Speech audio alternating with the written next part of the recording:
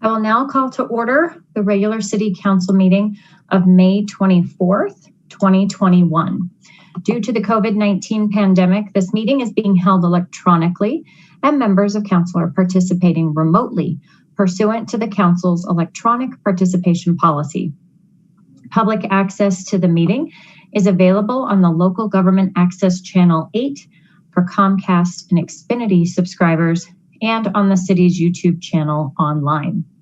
Public access is also available by telephone by utilizing the call-in numbers posted on the meeting agenda. All callers will be muted and may only comment during the times allotted for public comment as indicated on the agenda. If you are on the phone waiting to speak to council and are also watching the meeting on YouTube or Channel 8, please know there are a couple of seconds of delay with the live stream. Please turn down your computer or TV volume as we approach the sections of the agenda reserved for public invited to be heard, so you can hear the council meeting on the phone line and to prevent background noise when you are unmuted to speak. Those calling in and wishing to speak to council may text 303-450-8757 to sign up to provide public comment. Please note that you must connect to the City Council meeting by calling the separate call-in number listed on the agenda. If you prefer to not text your name to the clerk, please speak up and indicate your desire to provide public comment when prompted at the appropriate times. Once you have been recognized, state your name and address and provide your comments to council. Thank you for following these directions and for maintaining meeting decorum tonight. Joanna, will you call the roll, please? Mayor Leidy? Here. Mayor Pro Tem Wilford will be absent. Councilmember Witkovich will also be absent. Councilmember Peterson? Here. Councilmember Downing? Here. Councilmember Brown? Here, kinda. Here. Councilmember Goff? Here. Councilmember Duran Malika? Here. Councilmember Escobar? Here. Thank you.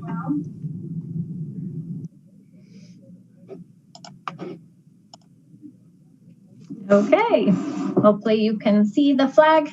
Please join me and stand if you are able in the Pledge of Allegiance. I pledge allegiance to the flag of the United States of America and to the republic for which it stands, one nation, under God, indivisible, with liberty and justice for all.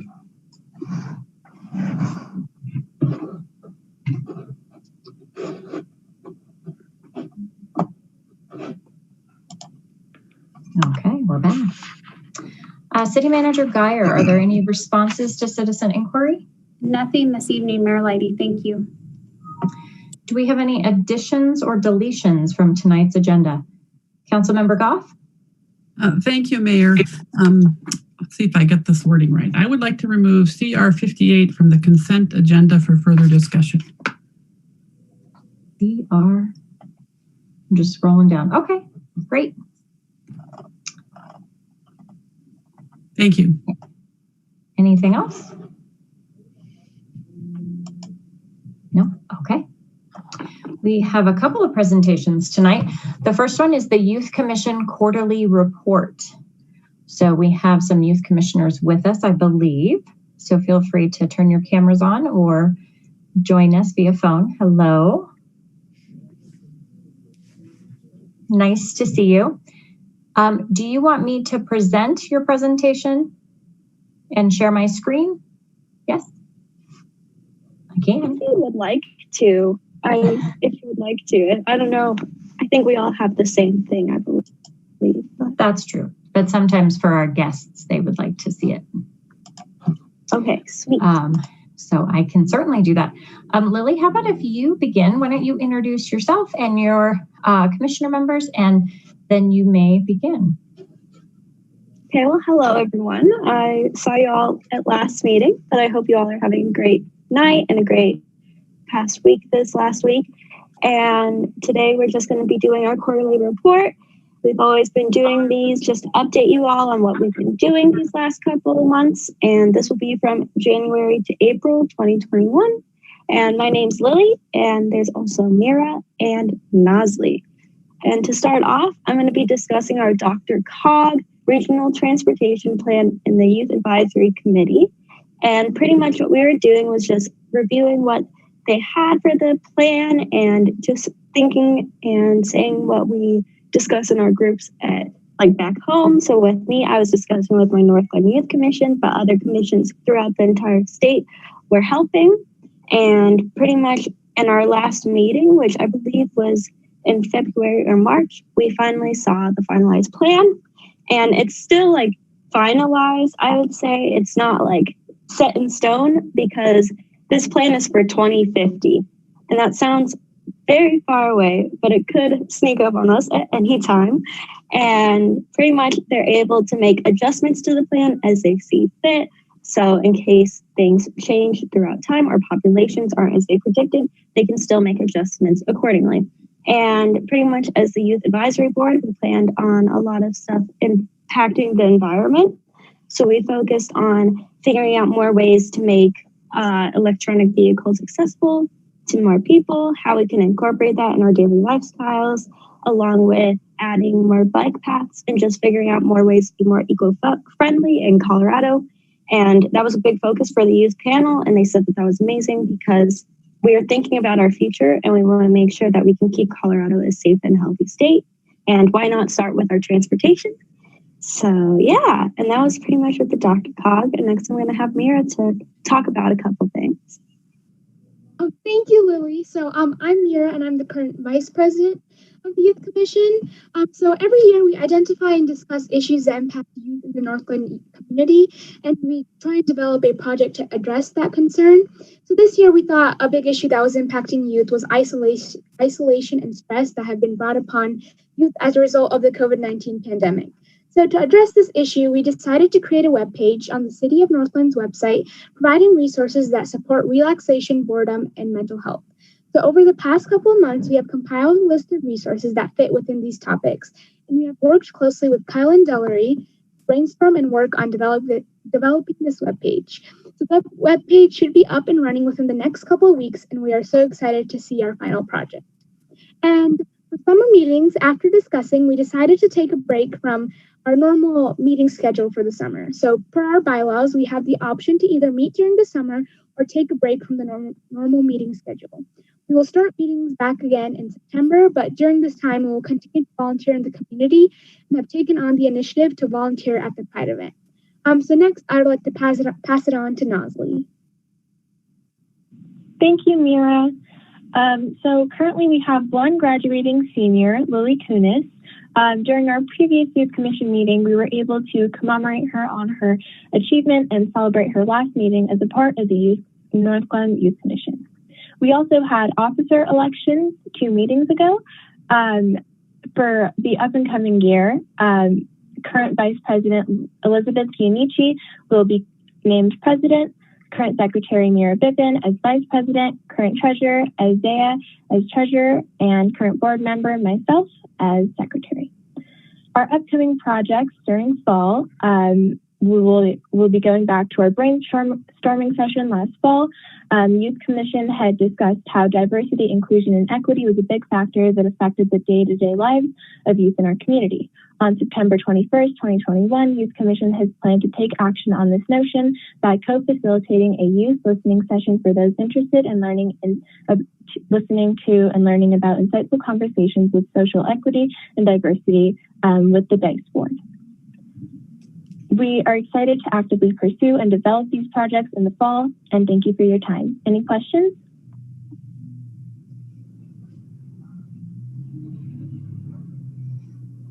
Do we have any questions or comments from council?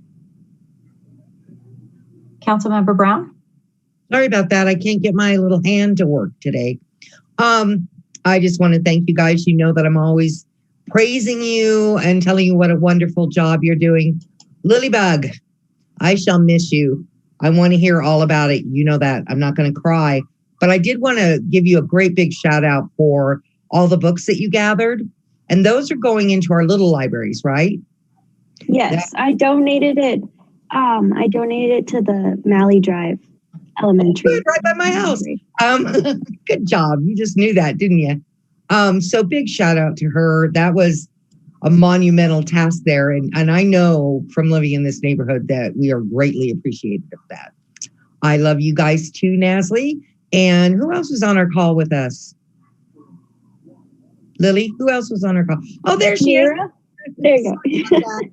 I have all these faces in front of me. You guys did a fantastic job this year. I'm glad that we're taking the summer off. It's time to have some fun because COVID, you know, all those things are going to be lifted and you guys need to have as much fun as we're going to have. So, Lily, what college are you going to? I'm going to be attending Tulane University in New Orleans, Louisiana. That's right. I'll have to come visit you one time. Thank you guys. You've been wonderful to work with. And I really do appreciate you. You guys work so hard. Thank you so much. Thank you. Councilmember Downing. Thank you. I don't have a question. I just wanted to thank the Youth Commission for all their hard work. We have such an outstanding commission, you know, and I do want to say good luck to Lily. I've known her for many years and worked with her, and I know that she'll do well, you know, so thank you all for everything you've done. Councilmember Duran-Mullica. Yeah, I mean, I think just echoing the same remarks, one of the things I wanted to thank you especially for is your engagement with the DRCOG Regional Transportation Plan. I think that that is just so phenomenal to have a youth voice on that. I'm the DRCOG. Oh, Julie froze. Mm-hmm. She did. With a look of shock and awe. Surprise. I know. Well, I'm going to... Here. Is she back almost? No, she's still frozen. Oh, okay. Well, we'll go to Councilmember Goff and she can pick it back up. Thank you, Mayor. I also wanted to thank Mira, Nasli, and Lily for all your hard work. And you certainly do appreciate some time off this summer. But I also am so excited that you are going to give up some of that time to volunteer at our Pride event, which will be June 26th for anyone who somehow hasn't seen all the notices about it. I look forward to meeting you then, and I'll be working there, so I'm really anxious to be able to see you and meet you, and I think it's going to be a very exciting event, so thank you again. All right, Councilmember Mullica is back. We lost you for a minute, yeah, so go ahead and start over. Really, what I wanted to say is thank you guys for engaging in the DRCOG Regional Transportation Plan. I think it's just so important that we have a youth voice to that plan. I'm the DRCOG representative for the city of Northglenn, and so I understand that those plans seem really far out there, right? That 2050 plan seems like it's going to be forever, but you know, having your voice and engagement is really just going to help us drive it in the right direction. So thank you for participating in that. Thank you, everybody. I love the goals that you've set forward, and I hope you have good luck to Lily once again, but also I hope you have a wonderful summer, and we will see you at events, I'm sure, but definitely back in action in the fall. Have a good night. Thanks for being here. All right. Our next presentation is bittersweet. Recognition of Councilmember Antonio Esquivel. We have a special guest to kick us off. Congressman Ed Perlmutter is here, so I'm going to turn it over to the Congressman. Welcome to Northglenn. Thank you, Mayor, and to the City Council, and to Antonio Esquivel. Thank you for allowing me to participate in this honor and this special event. I love listening to your Youth Commission, and that really sort of is just such a bright spot for our future to have young people like that who are willing to participate and assist their community. And Antonio Esquivel has been a guy who has assisted Northglenn and Colorado and Adams County for a long time, and he assisted the United States of America by serving our country. I've known Antonio for many years and have enjoyed our friendship. And tonight I'm honored to recognize him and present to him the Republic of Vietnam Commemorative Medal. which he already has in his possession. Many of our Vietnam-era veterans never received the recognition and honor they deserve for their service. That's heartbreaking. And over the years, my office and I have worked to recognize and honor veterans like Antonio with the medals and distinction they've earned and deserve. The Republic of Vietnam Commemorative Medal, and Antonio can show it to you, but I'll show you a picture of it for those of you who can see that small medal, but is awarded to military personnel who served in South Vietnam or served in direct support from Thailand, Guam, Okinawa, or the waters offshore between 1962 and 1975. Mr. Escobar served in the United States Army from 1968 to 1974, ending his service with the rank of sergeant. His service included time in Okinawa, where he was awarded the National Defense Service Medal, the Meritorious Unit Commendation, and the Good Conduct Medal, first and second awards. His primary specialty was as a military police officer, and secondary specialty was with the 11th Bravo Company as a light weapons infantryman. Antonio, on behalf of a grateful nation, I present to you by Zoom this commemorative medal. In addition to this award, our office would like to present a flag flown over the United States House of Representatives in your honor, and also to enter into the congressional record statement about your service. Thank you, sir, for your service. And Antonio, it's good to see you.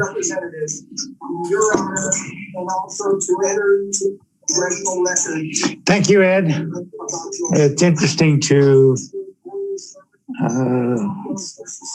go back and revisit our past. I remember when Jared Polis held the seat in the 7th Congressional, and then they did all the redistricting, and I ended up with not just Jared Polis as my congressman, but you. And I have to say that you have been an outstanding congressman. Your office, Hannah Mullins, top notch. She worked on this thing a month, and we've been working on this for a couple of years. So we got it done. And it's interesting that I exited the military in 1974. And this comes what? I can't even count the years. I guess 40 some years later. But as I've always said to council and to the community, it's never too late.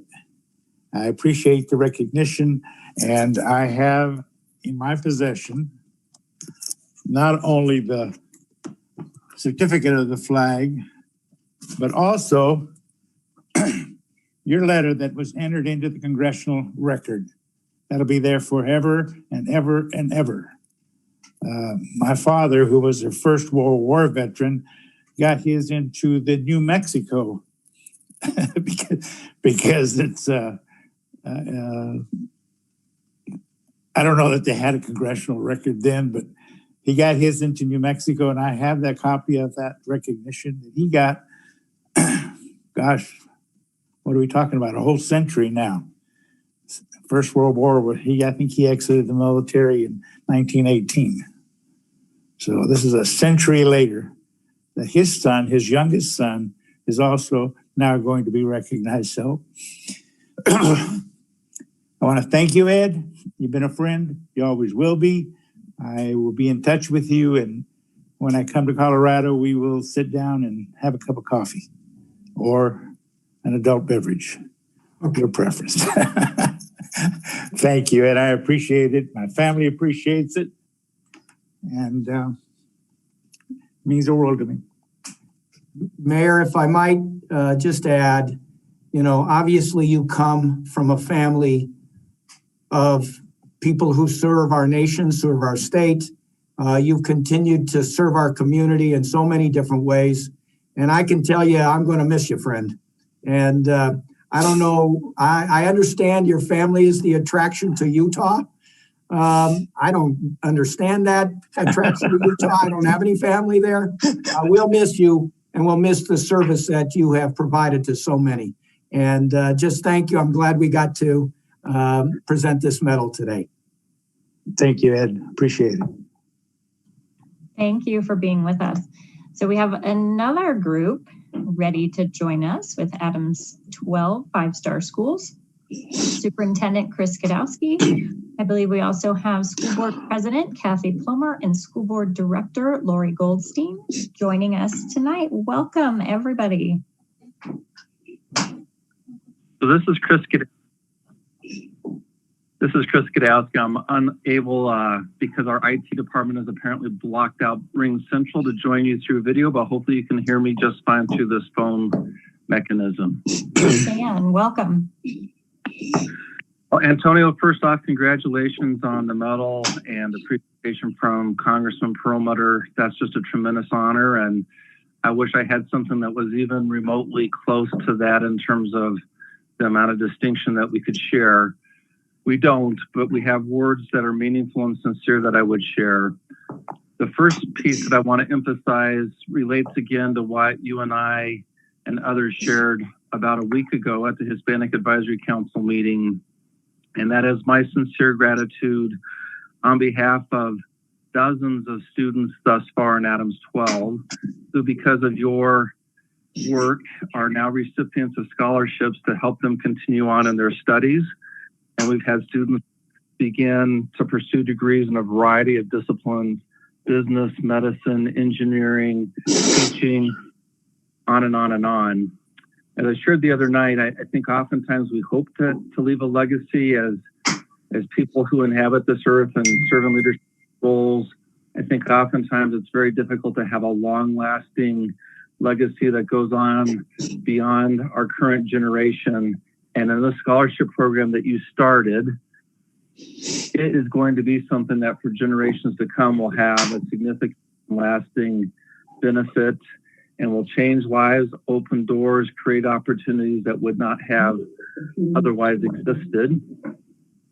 I thank you again for having the novel idea that providing scholarship support and investing in young people as they continue their education is not something that has to be left to foundations and philanthropists and corporate interest, but us as individuals within a community can invest in young people who might not otherwise have access to those resources. You modeled the way for us, and we're tremendously grateful. The other thing I wanted to mention, Antonio, is my gratitude for the way you've leaned in on the schooling and the importance of that throughout all of the Adams 12 5-star district, in Northglenn in particular, with Northglenn High School being a place that you've paid especially keen attention to. I'm grateful for the times when you've said directly when things aren't where they need to be, when we have issues that need to be addressed, because by doing that, you've allowed us to take some action that's made a difference. And I also appreciate you on the latter, calling out and saying very directly when we've corrected something or addressed something that wasn't in the spot that it needed to be. And when it's much improved, you've not been shy in terms of directly acknowledging the successes as well. You've made us better, Antonio, both as an employee and as a member of council, and we will miss you tremendously. Congratulations and enjoy your life in Salt Lake. Thank you, Chris. It's going to be a tough adjustment. There's a big difference between Colorado and Utah. But I made lots of adjustments in my life, and this would be just another one. It was just, we'll get through it. I appreciate the kind words, and I thank you, Chris. Very well deserved. Yes. And I believe that Kathy Plomer may also have something she wants to share, Antonio. I do. On behalf of the board, and Lori's here with me tonight, we picked one speaker from the board. There's not a lot to add from what Chris said, which was really a recognition of so much service you've offered to Adams 12.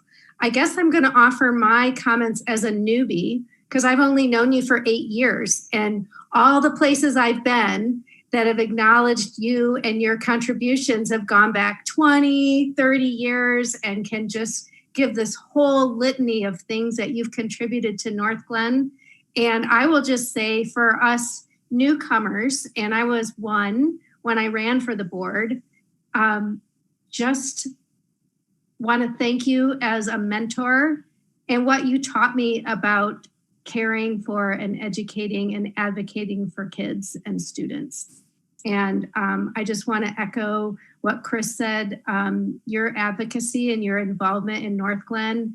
I didn't go to a Northglenn High School event without getting to hang out with you and see you there, and you asking questions of those problem-based learning kids, and at all the events when we were celebrating the 50 years of Northglenn High School. And I just have really wonderful memories, and I just thank you. And we've learned a lot about Zoom. So even though you're going to be in Utah, I think we'll know how to get a hold of you. And now some of us have figured out Ring Central when we weren't blocked. So, you know, if it's not Zoom, we can get you another way. So just thank you from all the board. Everybody wanted to be here. Lots going on right now, but Lori said her history at the Hispanic Advisory Council, but we can never repay you for what you've done as a city council member, as mayor, and as a part of the Adams 12 staff for our kids. So thank you. Thank you, Kathy. Thank you for your leadership. I've always said that you would be a great leader, and you have been. Thank you. Thank you very much. Thank you very much for all of the guests that joined us tonight. So I have a little bit more to add tonight. It's a little bit of a timeline, so bear with me. Antonio has said that his top priority is serving his community, and this is evident in the work he has done. So some of these things we've covered. Antonio is a veteran of the United States Army, serving nearly 9 years. There is a saying that after leaving the uniform behind, many veterans continue to serve their country and local communities as public servants, mentors, and community leaders. This describes Antonio's ongoing service to his country and his community. Antonio became an elected official in 1995 when he was elected to the Las Vegas, New Mexico School Board and was later reelected in 1999.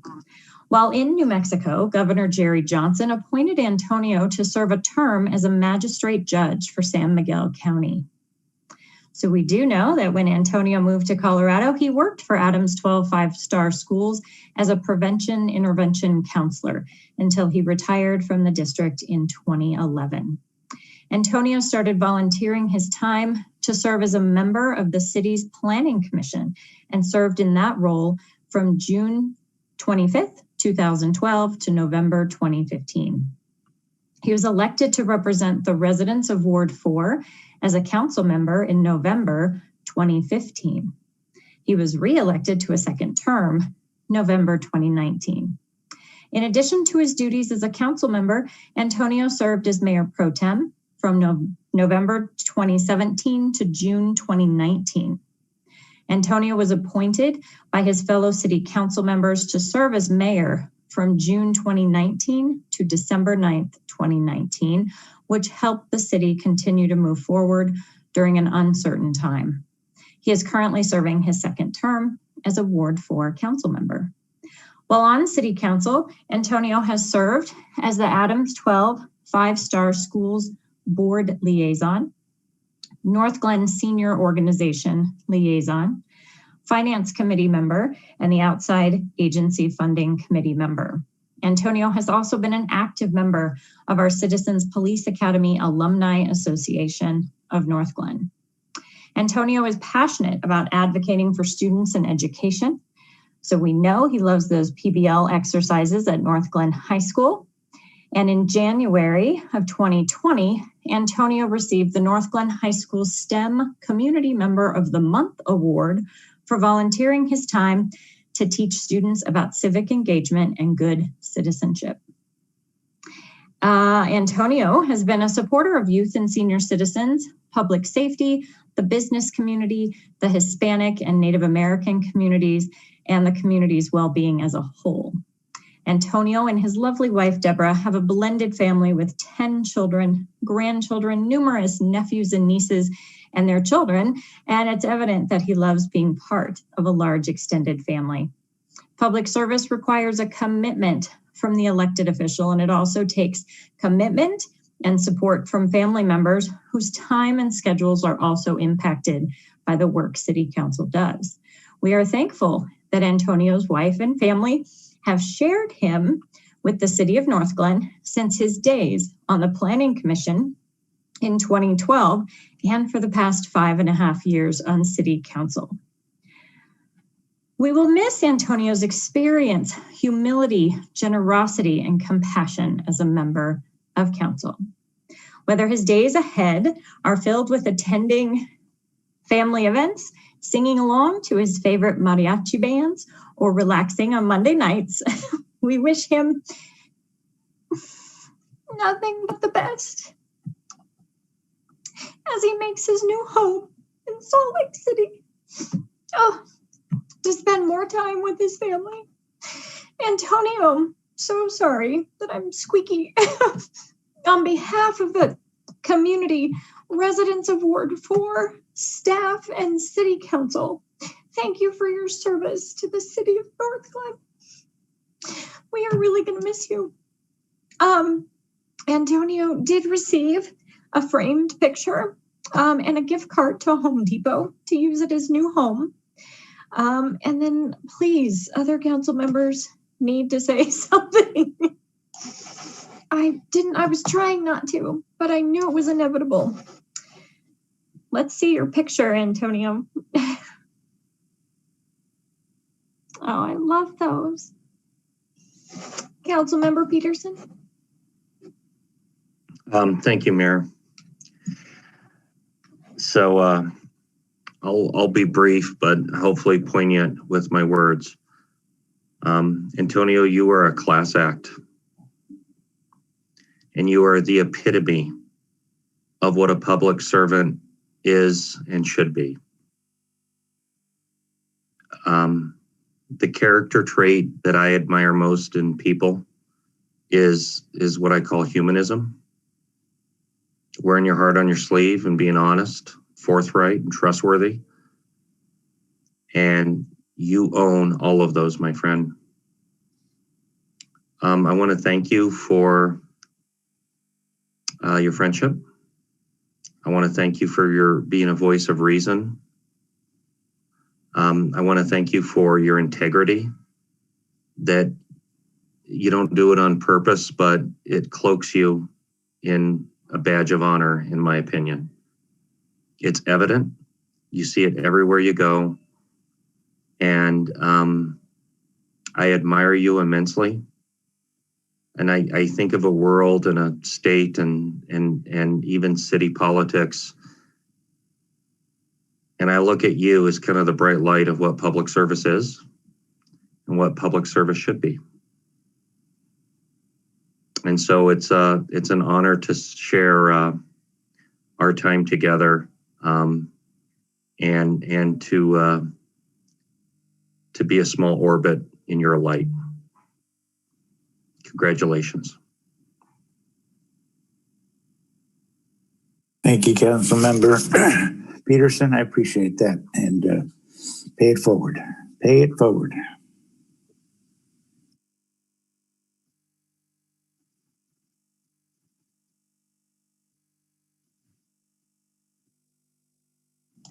Councilmember Downing. Thank you. I think I'm going to start squeaking too.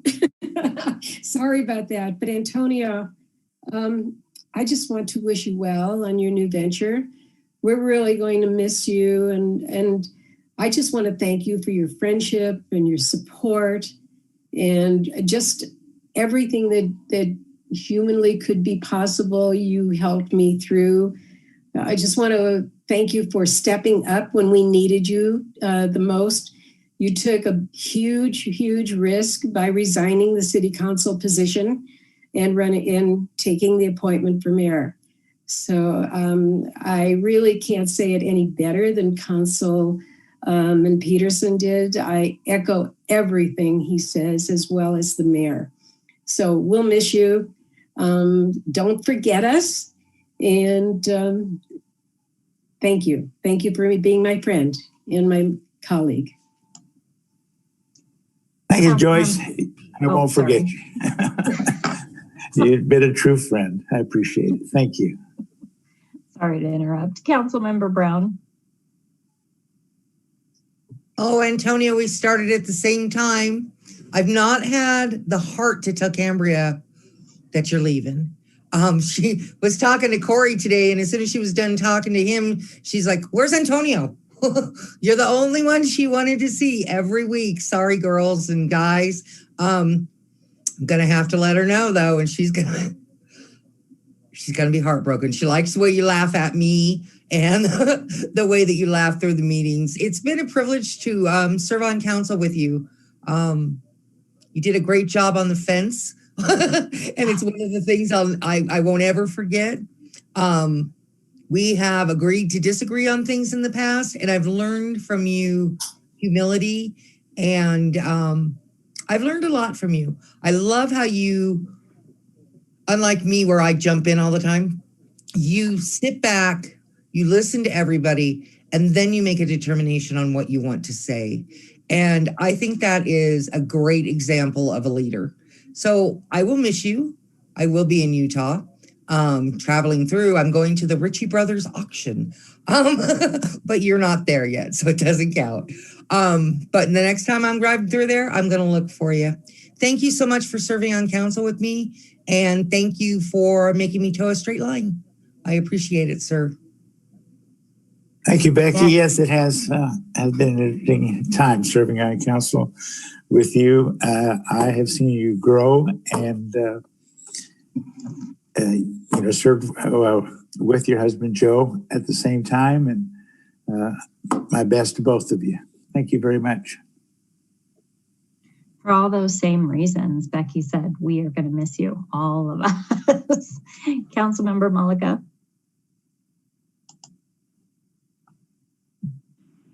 All right, thank you so much. So one of the things I just wanted to add on, Antonio, there's a lot of good wishes. You got a medal. That's awesome. I'm so happy for you. I think it's perfect to highlight this amazing career you've had and everything that you've done in your service, not only to the city of Northglenn, but to your community as a whole. And so I just want to thank you for all of that dedication over the years. And most of all, I personally want to just thank you for being a mentor for me. As you know, I came onto council, you were a steady hand, if you will, someone that I could really learn from. And I loved how passionate you were about advocating for your community, about advocating for diversity in the city. I think you laid that foundation for all of the work that we've been able to accomplish over the past couple of years on this council. You were the first one who was championing all of this effort. And so if it came to diversity in the events that we were seeing or anywhere else in the city, you were the one who was hitting the drum. And all of us just kind of fall in line from that. So thank you so much for your mentorship. And I don't know. I don't know what to really say. I don't know. It's bigger than words could express. What you've been for me personally as a young Latina. I've been able to serve with you and to learn and to grow. It was great, and I'm really going to miss you. Thank you for being a great friend. I really appreciate it. I'm going to miss you. All right, that's it for me. Thank you. Thank you, Julie. Yes, I wear that badge of courage proudly. I was sharing with someone in City Hall the other day that if you want to see what diversity looks like, walk into City Hall. Look at our police department. Look at our community. And I think it was there it took leadership. I thank council tremendously for the hire of Heather, who had the same vision to really create a diverse staff.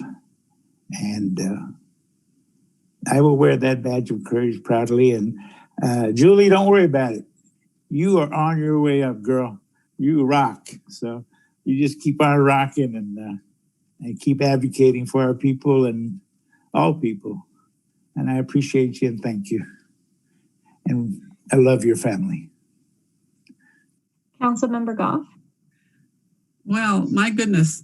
Thank you, Mayor. I'm at the end. What can I say? Everybody said it all.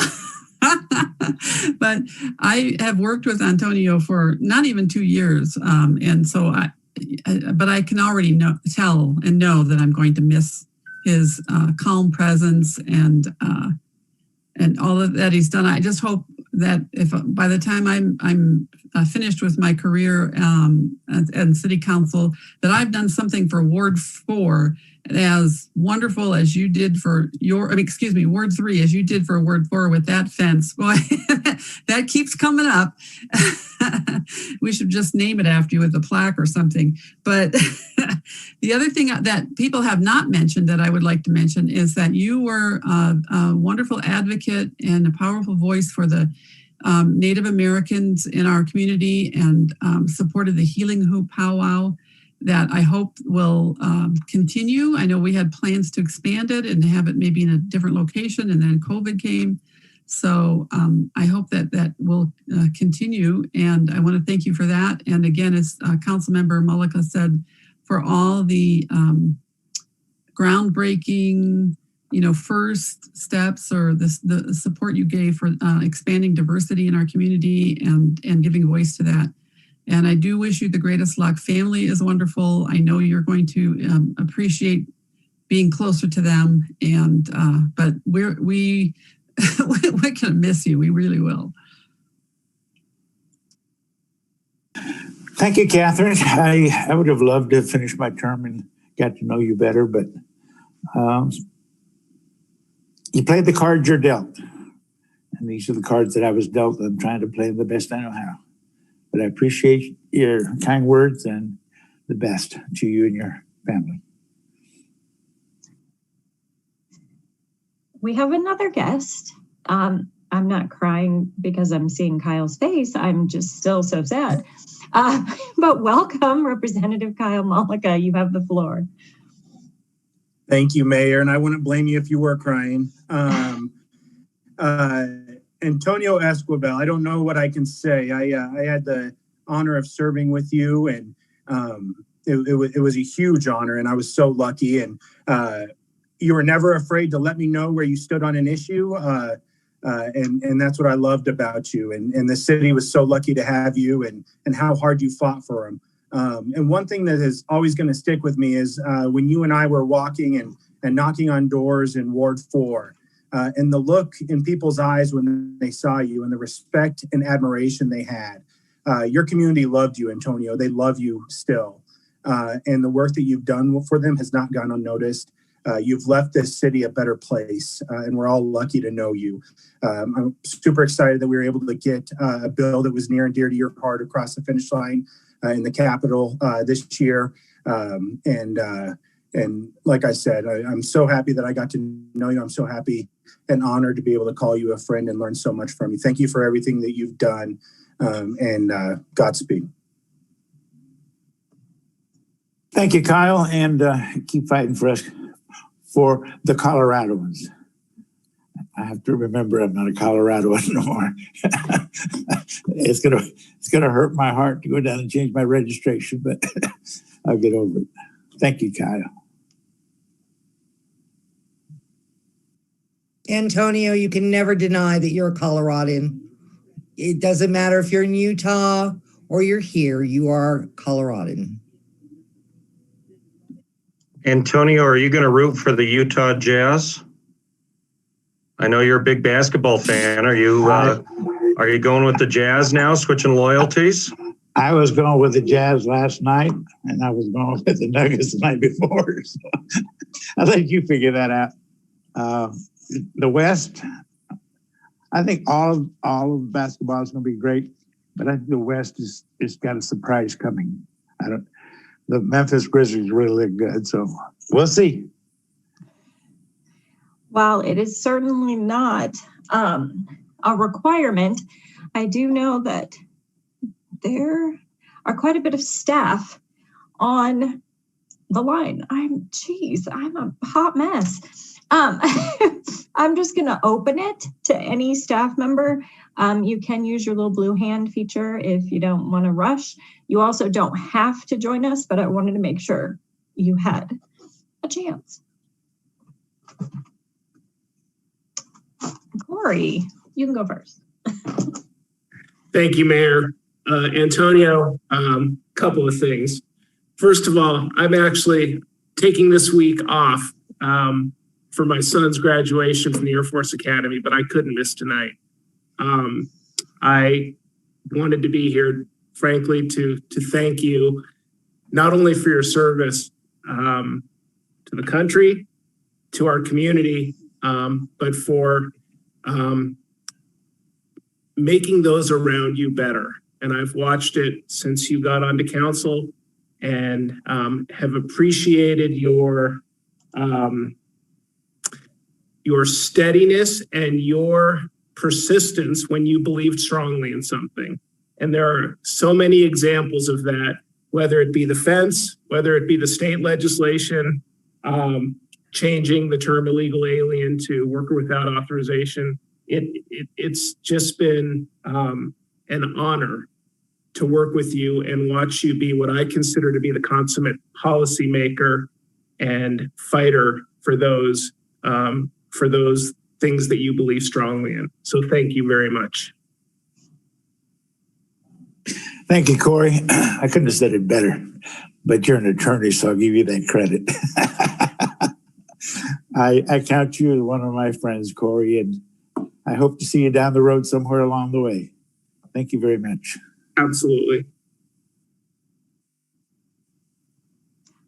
Diana Wilson, welcome.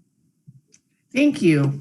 I don't have on my council look today, so forgive the t-shirt, but when you gave us the opportunity, I did want to say thank you to Antonio. And there's one thing that I have truly deeply appreciated. You, of course, were there when I first interviewed for the job and were rooting for me, and I really appreciated that. And the diversity thing is a big deal. But there's one thing that you always do that I truly appreciated, and that is you thank staff. You thank staff when they do a good job. And that really means a lot to us. So for council members that you see everything that happens to, not just take credit, because of course all the policy is yours, but to give credit where credit's due really says a lot about your character. So we're going to miss you, Antonio, and thank you for your service to this community. I see Chief May. Antonio, I had the privilege to recognize you during our yearly awards banquet in a room full of officers that care about you dearly, and you volunteered for us for years. I'll say it again, you're one of my mentors. That's someone I look up to, especially with your heart. You have a heart for the people, you have a heart for the community, and I think everybody needs more Antonios. And again, I appreciate it. I wish your family the best. And when you're in Colorado, please look me up. I'll do that, Chief. I think you owe me a drink. Not sure what kind, but I think you owe me one. I appreciate your kind words, and it's been my honor. It's been an absolute honor to know you and work with the department. I appreciate it, and thank you. Joanna, you turned your camera on. I did. I can't find the option to raise my blue hand. I think it's because I'm a co-host. That's okay. I did want to just quickly say thank you to Antonio. Wish him and his family well, and also his wife, Deborah. If you've had the pleasure of meeting her, she exudes kindness, and I think she will definitely be missed in the community as well. And I remember when Antonio was appointed to serve as mayor in 2019. One of the things that I appreciated so much about him was, or Antonio, I'll speak to you, was your dependability. I knew that if I turned around at a council meeting, you would be right there. And like Diana said, you're very appreciative of staff. But another thing that I've noticed that you say a lot, which I think means a lot to staff, is that you trust staff and you trust us to do the job that we've been given to do, and that you trust us to work together. So I really appreciate that. And I wish you well. Thank you.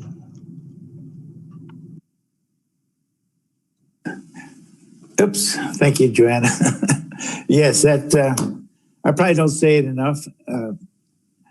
It took me a while to be able to say thank you. I know you probably don't believe that, but it has taken a while to learn to appreciate the people that do the work. You know, we as a council get the credit for all the good work that we do. And it's really the city manager and staff that drives the policy that we set, and you do the work. So yes, I do appreciate staff, and I really appreciate you, Joanna. You're top notch. Good to see you, and hope to see you down the road.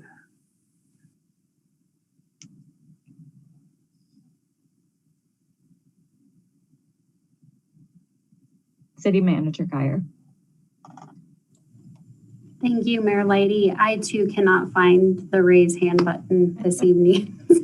My apologies. Antonio, I've been thinking about writing you a card, because sometimes it's better to put things on paper than to say them verbally. And one of the points of reflection that I keep coming back to is a Brene Brown quote that I love, and it makes me think of you every time I read it, because it says, a leader is anyone who takes responsibility for finding potential in people and processes, and who has the courage to develop that potential. And I've said it before, but thank you for being one of my bosses, for investing in me. You've invested in so many of us, and you've heard that tonight. And I don't want to lose sight of that, and I really want to elevate that, because that's something special and unique to who you are as a human being. And not everybody possesses that ability,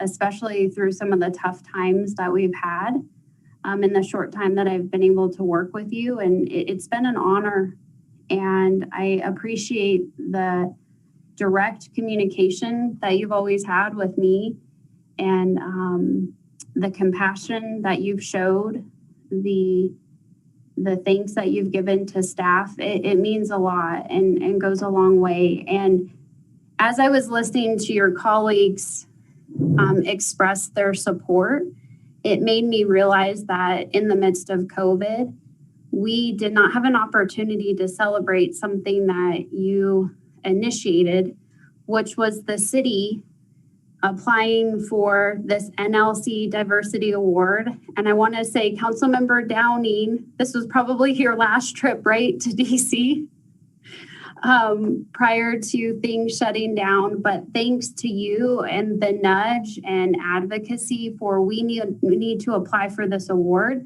the city received its first Cultural Diversity Award based on the advocacy and the work that you did in promoting greater diversity in our arts programming. And so I can't send this to you, but I know you've probably seen it, but I just wanted to elevate that and acknowledge my thanks to you. And thank you for everything you've done. I'm gonna miss you. And if I'm ever in Salt Lake, I'm gonna look you up, but let's stay in touch, and best of luck to you.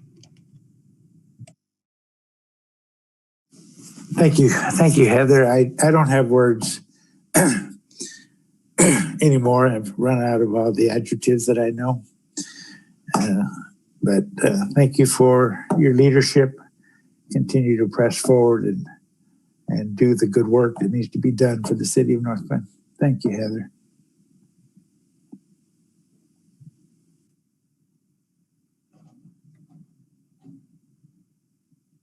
Antonio, do you have any other goodbyes?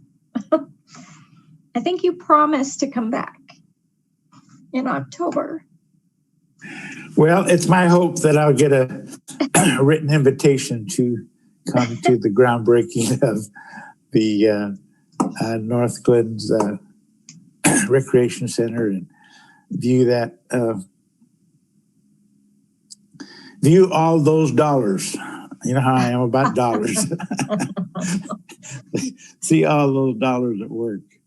No, I'm going to miss every one of you as much as you said you're going to miss me, maybe more. It is going to be a huge, and it has been a huge adjustment to just incorporate into my thinking that now I am going to be in Salt Lake. But as I've said many times before, this is not the first time I've lived all over the world. You know, as Ed Perlmutter said, I was in Okinawa, I was in Germany, I was in Virginia, you know. Just another move and another adjustment, and my family's what matters. And I know, I don't know who it was that said that they couldn't understand. Oh, it was the congressman while I was moving to Utah, and I thought of that picture of little Oliver and I reading a book. You know, that says it all.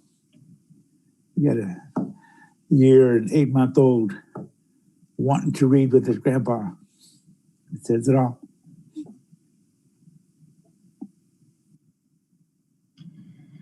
Okay, so I don't know how we move into public invited to be heard. I sort of feel bad for anybody who did call in with an important topic tonight. But we have a full agenda. So here we move. Joanna, do we have anybody on the line that has signed up to speak?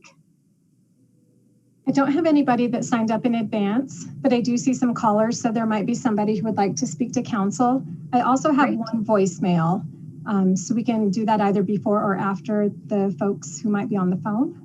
Okay, well, let's see. If anyone is on the phone who would like to speak to council, you can press *6 to unmute yourself at this time.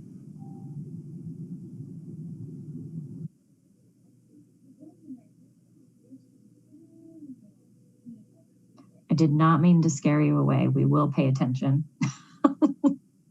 We have regrouped. It's okay. Okay, maybe they're just listening. Joanna, maybe you can read the voicemail now. I definitely will. So this is a voicemail from Sarah Woodson. Good evening, Honorable Mayor Leidy and council members. My name is Sarah Woodson. I am the Community Relations Director for Be Good MMJ. I am calling in this evening regarding the first reading of Ordinance CD 1971, authorizing marijuana delivery. First and foremost, I would like to thank you all for making this a priority and moving this forward to first reading. Be Good is in full agreement and is happy with how the ordinance plays out or how it looks thus far. We feel like this is going to be an amazing opportunity to expand Northglenn stores and also provide access to more consumers with regards to cannabis delivery. In addition, we would also like to suggest a possible amendment regarding equity, diversity, and inclusion.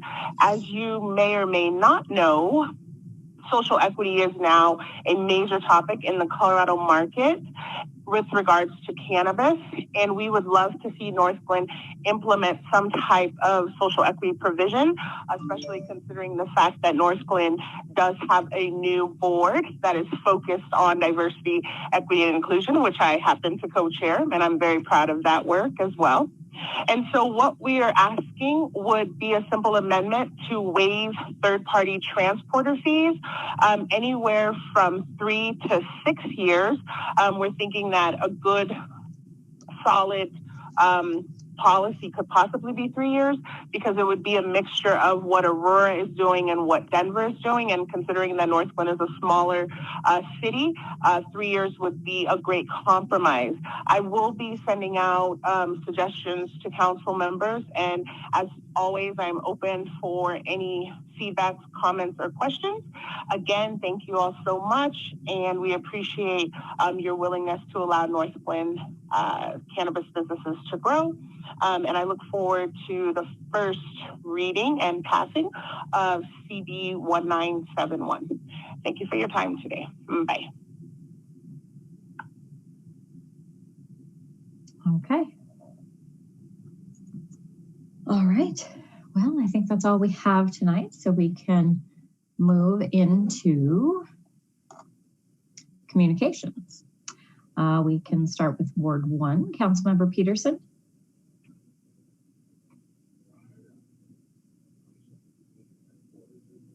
Randall, go ahead and unmute. And so that's the most important thing I've ever said in the history of my time on council. So I was happy to say it. Okay, I have a few things and I need to pull up some notes. I'm reporting out also from the lobbying, or not the lobbying, but the Legislative Policy Committee hearing tonight. And I'll do that last here in a second.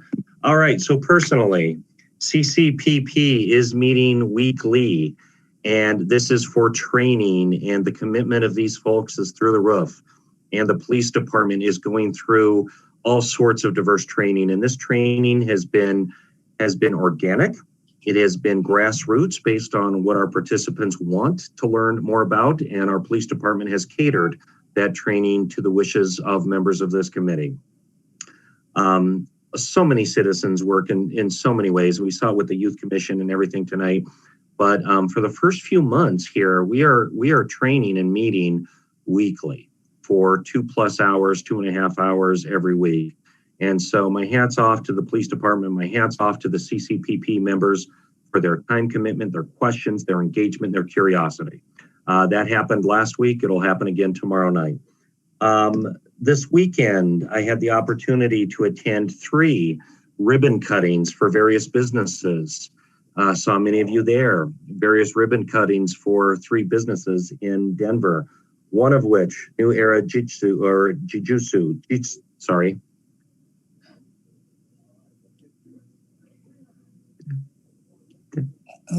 Oh, did you mean me to feel jiu-jitsu?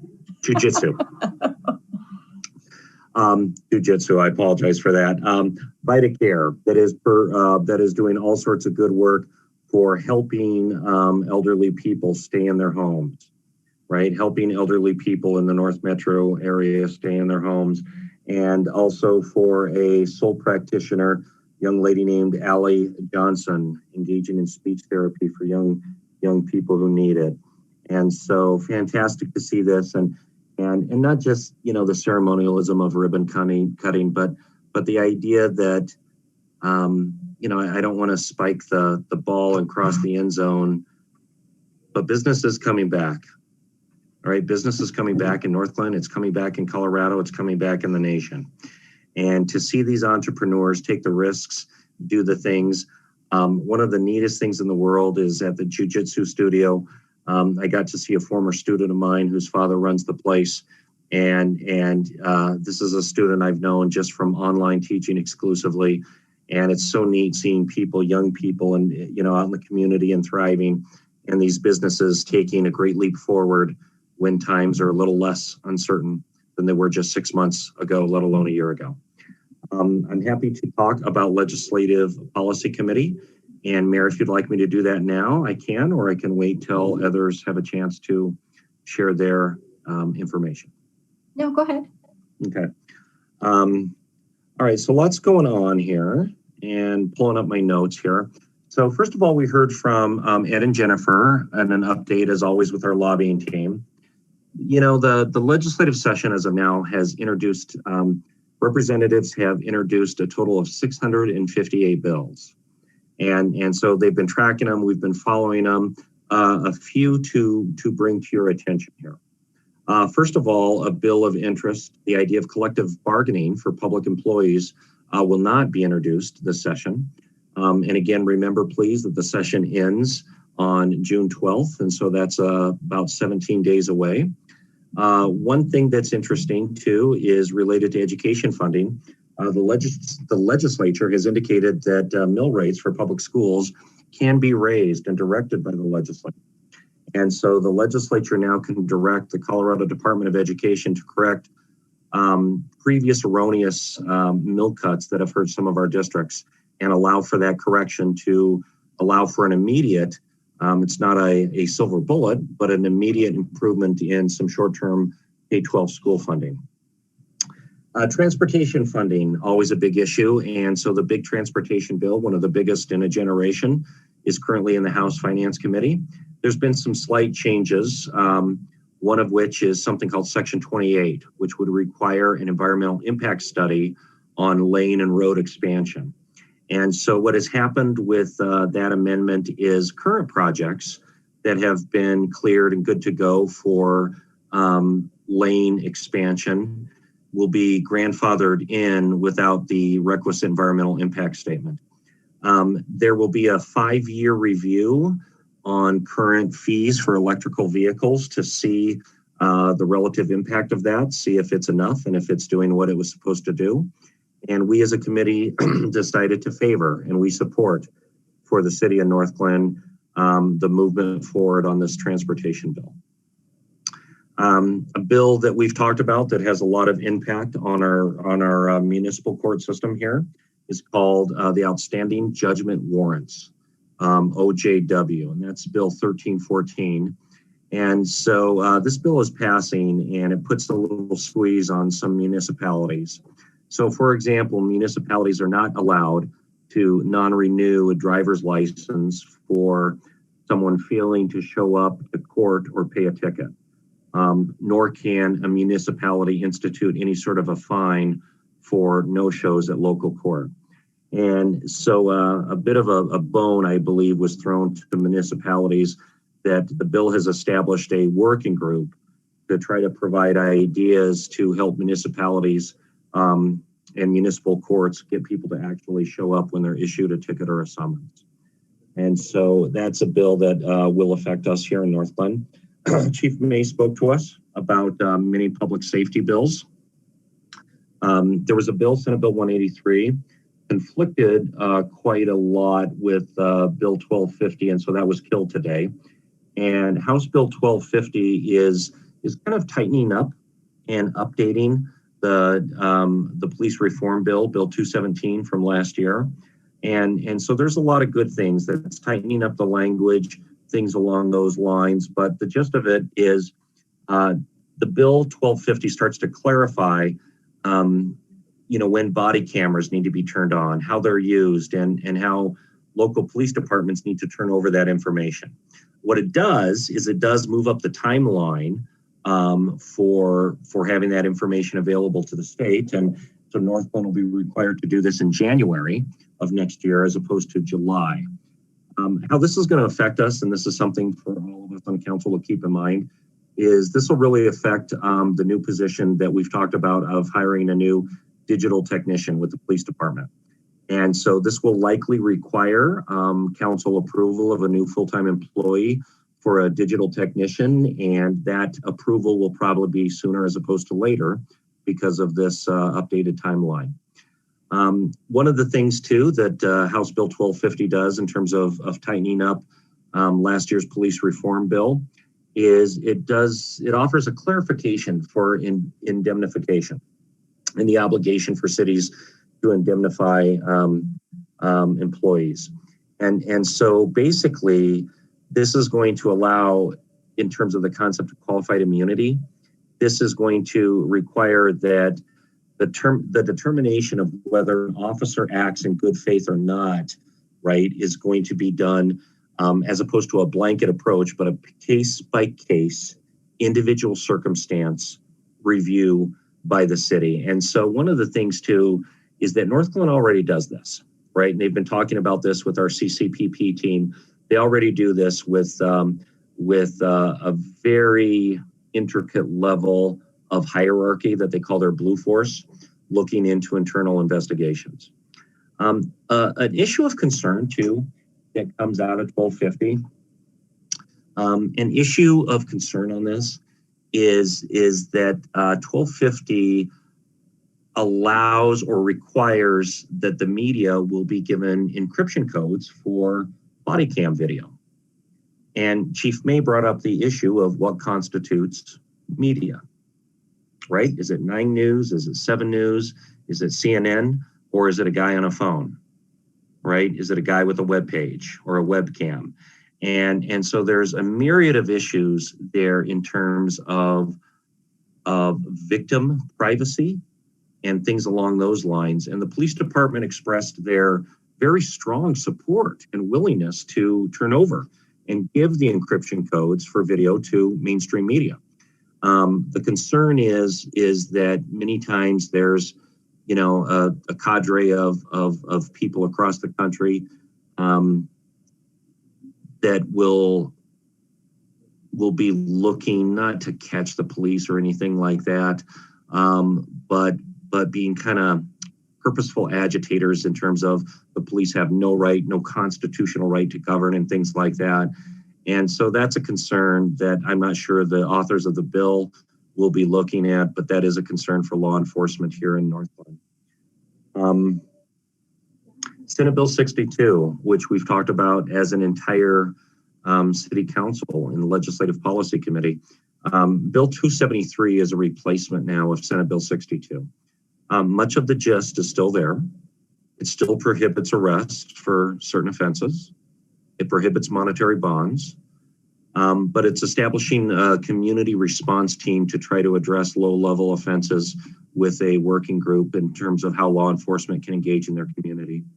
Bill 1142, in terms of tightening up standards for victim eyewitnesses to crimes, that it's Northglenn has made some small, or will have to make some small tweaks, but they're following the protocols in terms of advanced scholarship and research on how victims will ID a perpetrator immediately after the crime.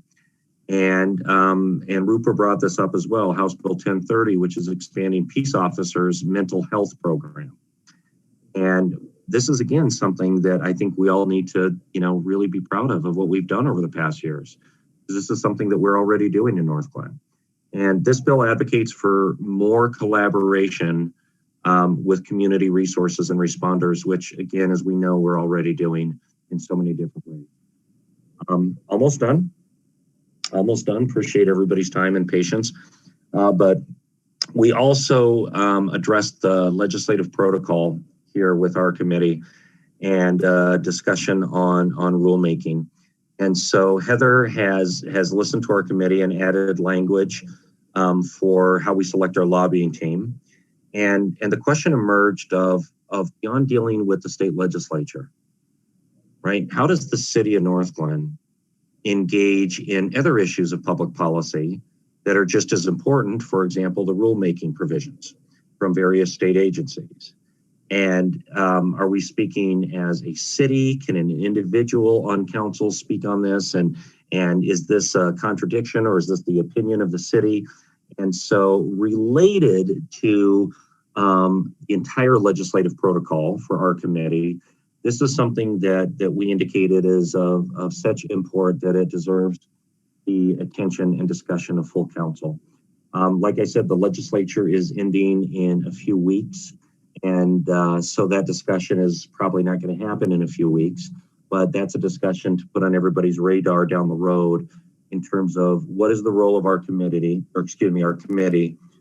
and more specifically with that, how can our city engage in the rulemaking process and do that in the most efficient and effective way. We'll be meeting in 2 weeks, and at the end of June, our lobbying team of Ed and Jennifer on June 28th will be presenting to us a legislative recap on this session of the General Assembly. So lots going on, and that's everything from the Legislative Committee. Thank you. Councilmember Downing. Thank you. Just a couple things. I did attend the Planning Commission meeting, and they are just putting the final touches on the new comprehensive plan that will be brought forward to council shortly. I'm not quite sure of the date. yet, but they will be bringing it forward. They've been working very hard on it. Something that I wanted to share with you guys.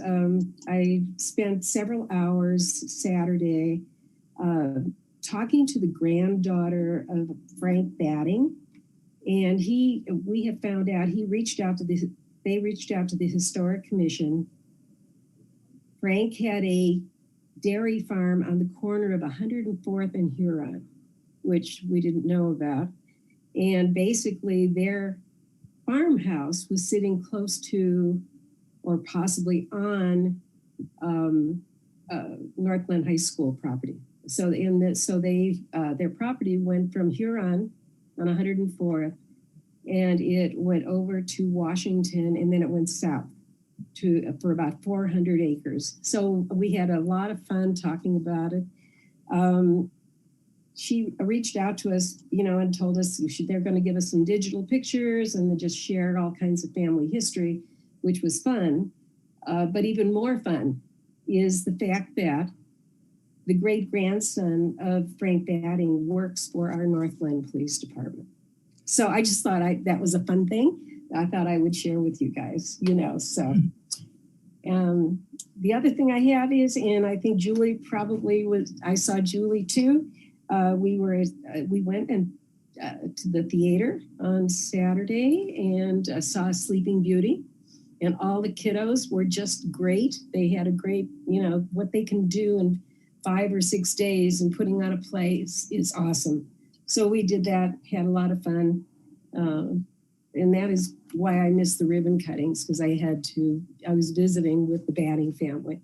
So anyway, it was a good weekend. Thanks. It's awesome. Thanks for sharing. Yeah. Councilmember Brown. Well, I don't have a lot to share today. I would like to throw a shout out to Representative Mullica, because he worked on the new bill that will prevent elected officials from being harassed. And I think it's really important. Some of us have gone through that very, very personally. And I was thrilled to death to see his name on, involved in it. And I really want to thank him from the bottom of my heart, because I know that, there were people constituents who don't understand why something like that is important. But coming from my side of the fence, I understand why something like that is so important. And I do appreciate Representative Mullica's work on that. Antonio, I yelled down to Cambria, and she is too busy having a meltdown right now to come say goodbye to you. So, yeah, right. I'm in here. I don't have to hear it. We are officially in our family 6 days seizure-free. My one daughter has seizures. She went through a real bad spell where it was happening a lot. She was hospitalized, and we are now 6 days seizure-free, counting them down, checking them off. It's looking really good now. So I just wanted to share that with everybody. Other than that, I'm just thrilled to death to be back to real life again. I love St. Anthony's North, but that was enough of it. Again, thanking Kyle and thanking all of you. I'll have Cambria call you on your phone, Antonio. I don't want you to miss her. Okay. That's it, Mayor. Thank you. Councilmember Can I ask one more question? Sure. I'm sorry. And this may not be the right time for it, but when Councilmember Peterson was on earlier, he had mentioned, and it's kind of a question that I have. I know that we're going to review the legislative committee and how the processes that are involved in that, but I'm looking for an answer to when we support something. If there is a council member who doesn't support it, how is that going to be handled? I mean, I know that we put a lot of faith and a lot of hope into our legislative committee, and they are doing a fantastic job. But there are things where sometimes, I may not support something that we support as a city on a personal level. So I'm wondering, does it come out as a city of Northglenn? Are our names attached to it at all as being supportive of something? Just a little question. And it can be done in a little bit, if you could send me an email, Julie or Randall, and just let me know how that happens, I would really appreciate it rather than take up time on this call. Thank you. Thanks. Councilmember Goff? Thank you, Mayor. I have a few things. I'll try to make it brief, but since our last meeting, I did attend 2 meetings of the CC4CA. One was my usual legislative group meeting, and then also their policy committee meeting because I'm sitting in for Councilmember Wilford. As you all know, she has a good reason not to be going to these meetings. And CC4CA is working on their policy statement for next year, and it'll be brought to City Council, I don't know, probably within a couple of months for approval. So that's up and coming. On, let's see, May 18th, I also had 2 meetings. I kind of ran from one to the other, figuratively speaking. The DICE board officers planning meeting. And we had, no, excuse me, this wasn't the planning meeting. This was the full committee meeting. We had reports from subcommittees on what they've been doing according to our work plan. And we are organizing in preparation for our quarterly report to City Council. And then also the Anythink Library Board, the Rangeview Library District meeting took place that same day. And there were, they went through a lot of different things, but I think 2 of note are they were working towards a mission statement for their foundation to try to be a little more thoughtful about how that foundation works, how it raises funds, what it spends the raised funds on. And that foundation is something in the past, they've done things like the nature garden and maybe some of the concerts and things like that, community events. So they're working on that. And then the other thing I thought, it might be happening right now. They were saying it was happening soon, but the Huron branch, which is the one most of our residents probably go to, will soon have record players and vinyl records for checkout. So if you know somebody who is really, getting back into that, I guess a lot of people are, that'll be available at Huron, maybe now, but soon if not. And then the homelessness task force met on May 20th. Let's see. And I would say, first I want to say thank you. This is inspired by the comments about Antonio, but I did have it on here before that. But I want to say thank you and to really just say how much I appreciate the work of Jessica Hulse and Rupa Venkatesh on the homelessness task force. They have really worked hard and put a lot of things in place. It's amazing. We are working on developing developing resources for people experiencing houselessness in Northglenn, and we're working with Adams County on several projects, so the community knows, because Northglenn is kind of a small community. We can't do a lot of things just all on our own. So we are working with Adams County, and sometimes things take a little longer that way because there's more people involved. But I do want to say that a Northglenn church is in the process of becoming a safe parking location. It hasn't been finalized, so I'm not at liberty to say which one, but I think it's very exciting. They are going to start by allowing 5 cars per night. And part of their application process is going to be reaching out to the community, especially their neighbors, for input. So this is not something that's just going to happen, suddenly without any input. That they're in the process of it. And then another Northglenn church, a different one, is applying to be a cold weather care shelter for next winter. So it's amazing. I want to say thank you to our Northglenn churches and faith leaders for getting involved and the support they're giving for people experiencing homelessness. And we did get a report from Jessica that 5 of the people people experiencing homeless that Jessica is working with right now are right now in the process to have permanent housing soon. So she is making some headway. It's good progress. And again, just lots of thanks to both Jessica and Rupa for the work they do on that. Okay, and I guess that's it. Thank you. Councilmember Mullica. All right. So my update, I'm going to try and keep it a little shorter. So I did do a city tour with RTD General Manager Deb Thomas on May 14th. And overall, I just have to be really appreciative that she took time out of her very, very busy schedule. RTD has a lot going on, as you might imagine, to come and get to know our city. So she toured with our city. So thank you, Heather and Debbie.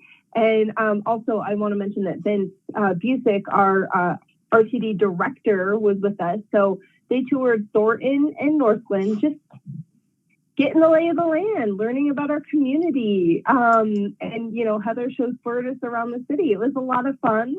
And I was just really appreciative of her taking time out of her day to meet with us and get to know us more. So very, very excited to be kind of part of that.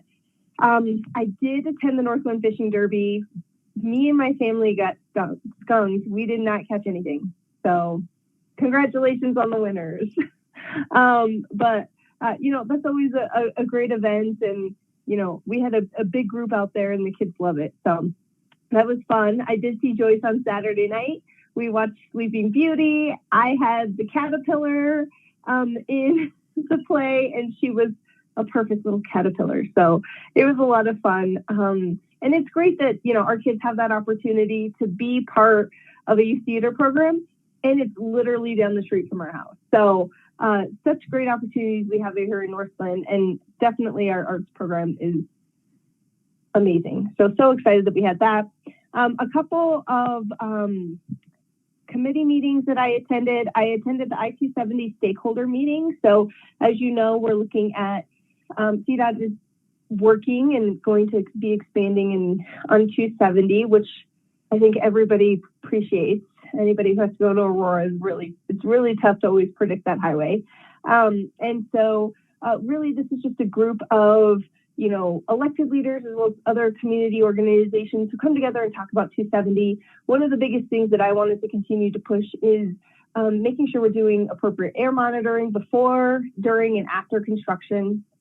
Since 270 does go through really important communities of color through that area and through that jurisdiction, especially that South Commerce City group.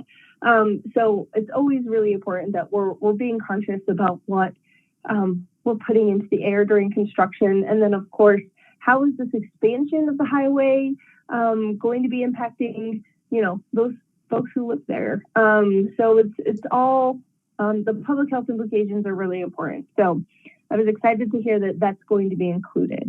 I did attend the new era of ribbon cutting, and my one of my great friends from elementary school is the wife of the man who's opened up that business. It was really great just to see her. And of course, I did get stuck chatting with her mom for a very long time. Moms tend to do that. And so it was great just catching up with them. We do have a Ward 3 meeting. Catherine, I'm surprised you forgot this one.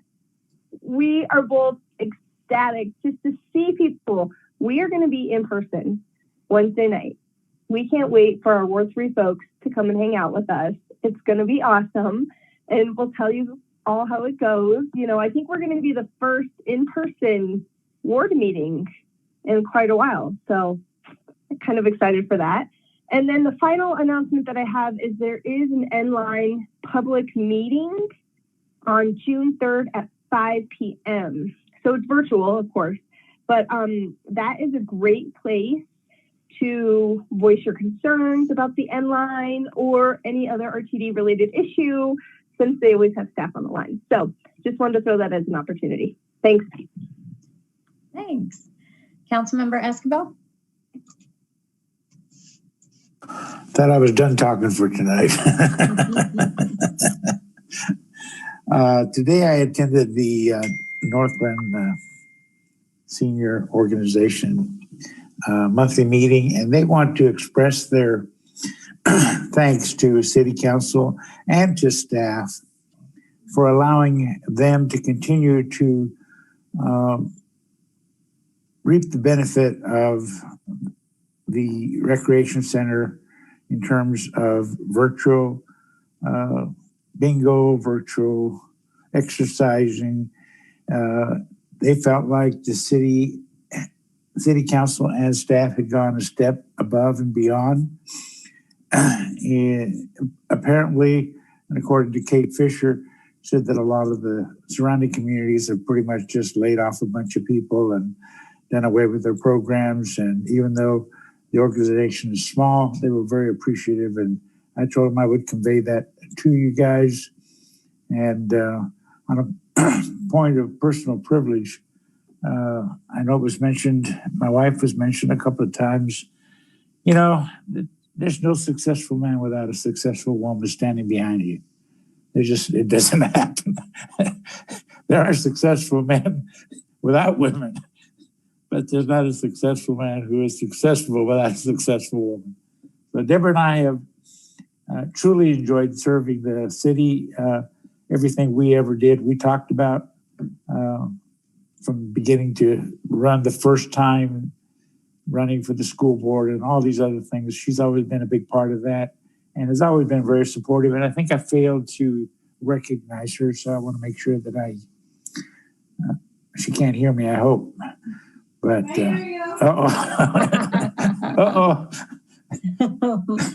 but she knows it, and I'm going to tell her daily. But it is nice when you recognize somebody publicly and other people hear it. So thank you guys for everything. It has been a pleasure of my life, the honor of my life. I've had so much fun and learned so much from all of you. I know I heard a lot of you say you learned a lot from me. I learned a lot from you. I appreciate the way the council is functioning, and I think it'll continue to do great things. Uh-oh. Hi, Deborah. I love you guys. So good to see you. Thank you, Mayor. Thank you. Okay. So I had quite a few things tonight. I forgot to mention on May 11th, I attended the Metro Mayor's Caucus Housing, Hunger, and Homelessness Committee meeting. And it was great to get an update on the Built for Zero work. But something that I wrote down in my notes caught my attention. It was a saying or a plaque behind the woman who was presenting. And it said, behind every number is a person. And that really stuck with me. And so I held on to it, but I wanted to share that with you as well. Metro Mayor's Caucus this week, we had an Excel presentation on EV vehicles, which was really informative. We also, Mayor Kaufman brought up something that he wanted the Metro mayors to talk through, and he ended up getting, tons of support. And essentially, it's the street racing concern that we all share. And as that topic was brought up, more and more mayors began to say, oh yeah, me too. Oh yeah, me too. So it's not just the cities that straddle I-25. Our street racers are finding all different locations. And so Mayor Kaufman is working with Bandamere, and they reached out to him, but they have some ideas about how to open Bandamere for that purpose, so they can drive their own cars and hopefully encourage them to do that in a more safe and controlled way. And so the question, it's a working group right now, but I wanted to let you know about it. The biggest question they have is, how can each individual municipality support with communication? How can we get the word out, right? Like, we love your cars too, but not when they endanger all of our residents. So if we could find a way to move it to a safe location and even, promote it for them so they get the attention they're seeking, but they can find a safe place to do that. So that was a big topic. I was also at all the ribbon cuttings, and very similar to what Councilmember Peterson said, it was so nice to see people in person again for a ribbon cutting, but also to see that our small businesses and our entrepreneurs still have a spark, and they're really, chasing their dreams, and it's so much fun, and they contribute to our city in such an amazing way. I also attended the Food for Hope fundraising event, and that was really great. The Pinnacle High School marching band performed. I did get to see one of our former colleagues, Jordan Sowers, sat at our table, and she was laughing at me because I was so excited to hear live music. Even I was like, oh, live music outside. It's so great. And it was just really fun to see the students, but also to support such a good cause. So Food for Hope during this crazy pandemic, instead of crumbling, they are thriving, and they doubled down, and they went crazy supporting our families and our students with food. And they do such an incredible job. And I was so proud that our city was a major sponsor for that event. That was a really big deal. And the money goes right back to kids in our community. So it was really great. I also got to go to Public Works Week, the open house that was held. And that was really fun too, because it was outside. So we got to have residents. They came on appointment, and we toured and asked a lot of questions, and there was a food truck, and it felt like a little mini event that was really fun. But it's also really important. And so I did want to give a little plug. When I first joined council, I was given a tour of the wastewater plant and the water treatment plant. And that was so informative. And we need to get the word out, especially the what not to flush down your toilet information, because I know there's still a lot of misinformation about that in particular. So it was just great to see the booth set up and the public works staff really interacting with our residents and our community and explaining the work they do. And they are so passionate about it that they just light up when they talk about water treatment, which is cool. So I appreciate someone who gets excited about their work. And so really just thanks to Kent and his team. They put on a great event. Also our communications team helping with that. So that was a fun event. And I believe that is the end of my list. So City Attorney Hoffman, what do you have? Good evening, Madam Mayor, members of council. I do not have anything tonight. Okay. City Clerk Small. Mayor, I do have one quick item, and that is to let residents and everybody know that the application period for the upcoming Ward 4 council vacancy opened this last Thursday. Residents can find information about the application process on the front page of the city's website. It's very easy to find. There's a section that says new in Northglenn, and it is currently the first item right in that little box there. And every household in Ward 4 should receive a postcard in the mail in just the next couple of days if you haven't already received it, and that provides information as well. So the most important piece of information is that applications will be accepted until 5:00 p.m. on Friday, June 4th. And if residents have any questions about any part of the process, they can contact the city clerk's office. They can also contact our office if they need hard copies of the applications or if they don't have internet access as well. So just give us a shout and we will get you the information that you need. And that's all I have. Thank you. City Manager Geyer. Thank you, Mayor, members of council. I've sent you several emails about a few different things. One exciting initiative was we launched new organizational core values with employees last Wednesday at EB Rains Park, and we'll be doing a virtual edition of that launch this week. And then we'll have members of the cultural transformation team come to council on, I believe it's June 28th is when I have it scheduled to do an official presentation and launch with City Council. So I provided you an email, I think it was on Friday, with a sneak peek at what that effort looks like. I wanna, because of our timing of meetings, do a plug for our upcoming Let's Talk About Hate Crimes panel that Rupa has been organizing.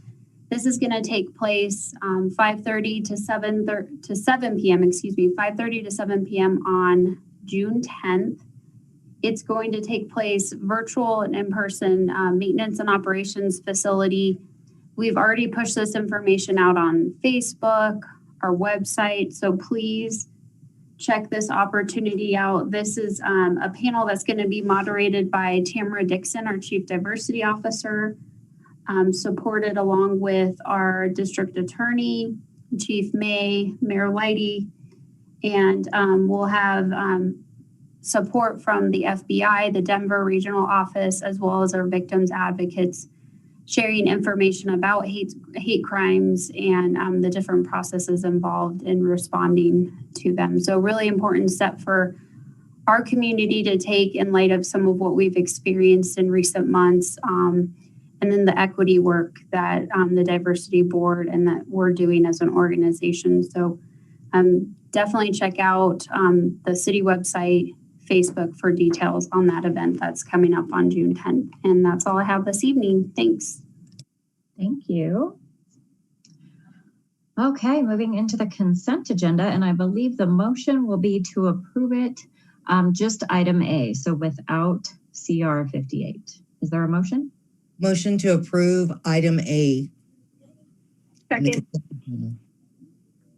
Joanna, will you call the vote, please?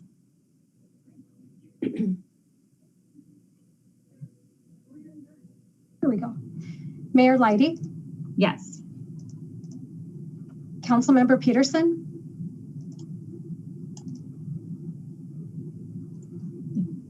Sorry, yes. Councilmember Downing? Yes. Councilmember Brown? Yes. Councilmember Goff? Yes. Councilmember Duran Mullica? Yeah. Councilmember Escabel? Yes. I will close that vote and the consent agenda passes unanimously. Okay, so we are on the items removed from consent agenda. This is CR 58. So I will ask Joanna to read the title. A resolution authorizing the mayor to execute a letter to the Colorado Public Utilities Commission supporting Xcel Energy's Colorado Clean Energy Plan. Move for approval. Second. Okay, I'm assuming Councilmember Goff would like to begin. Thank you, Mayor. Yes. First of all, I do want to thank staff for working on this and, putting together a letter to Xcel in response to some of our comments last time.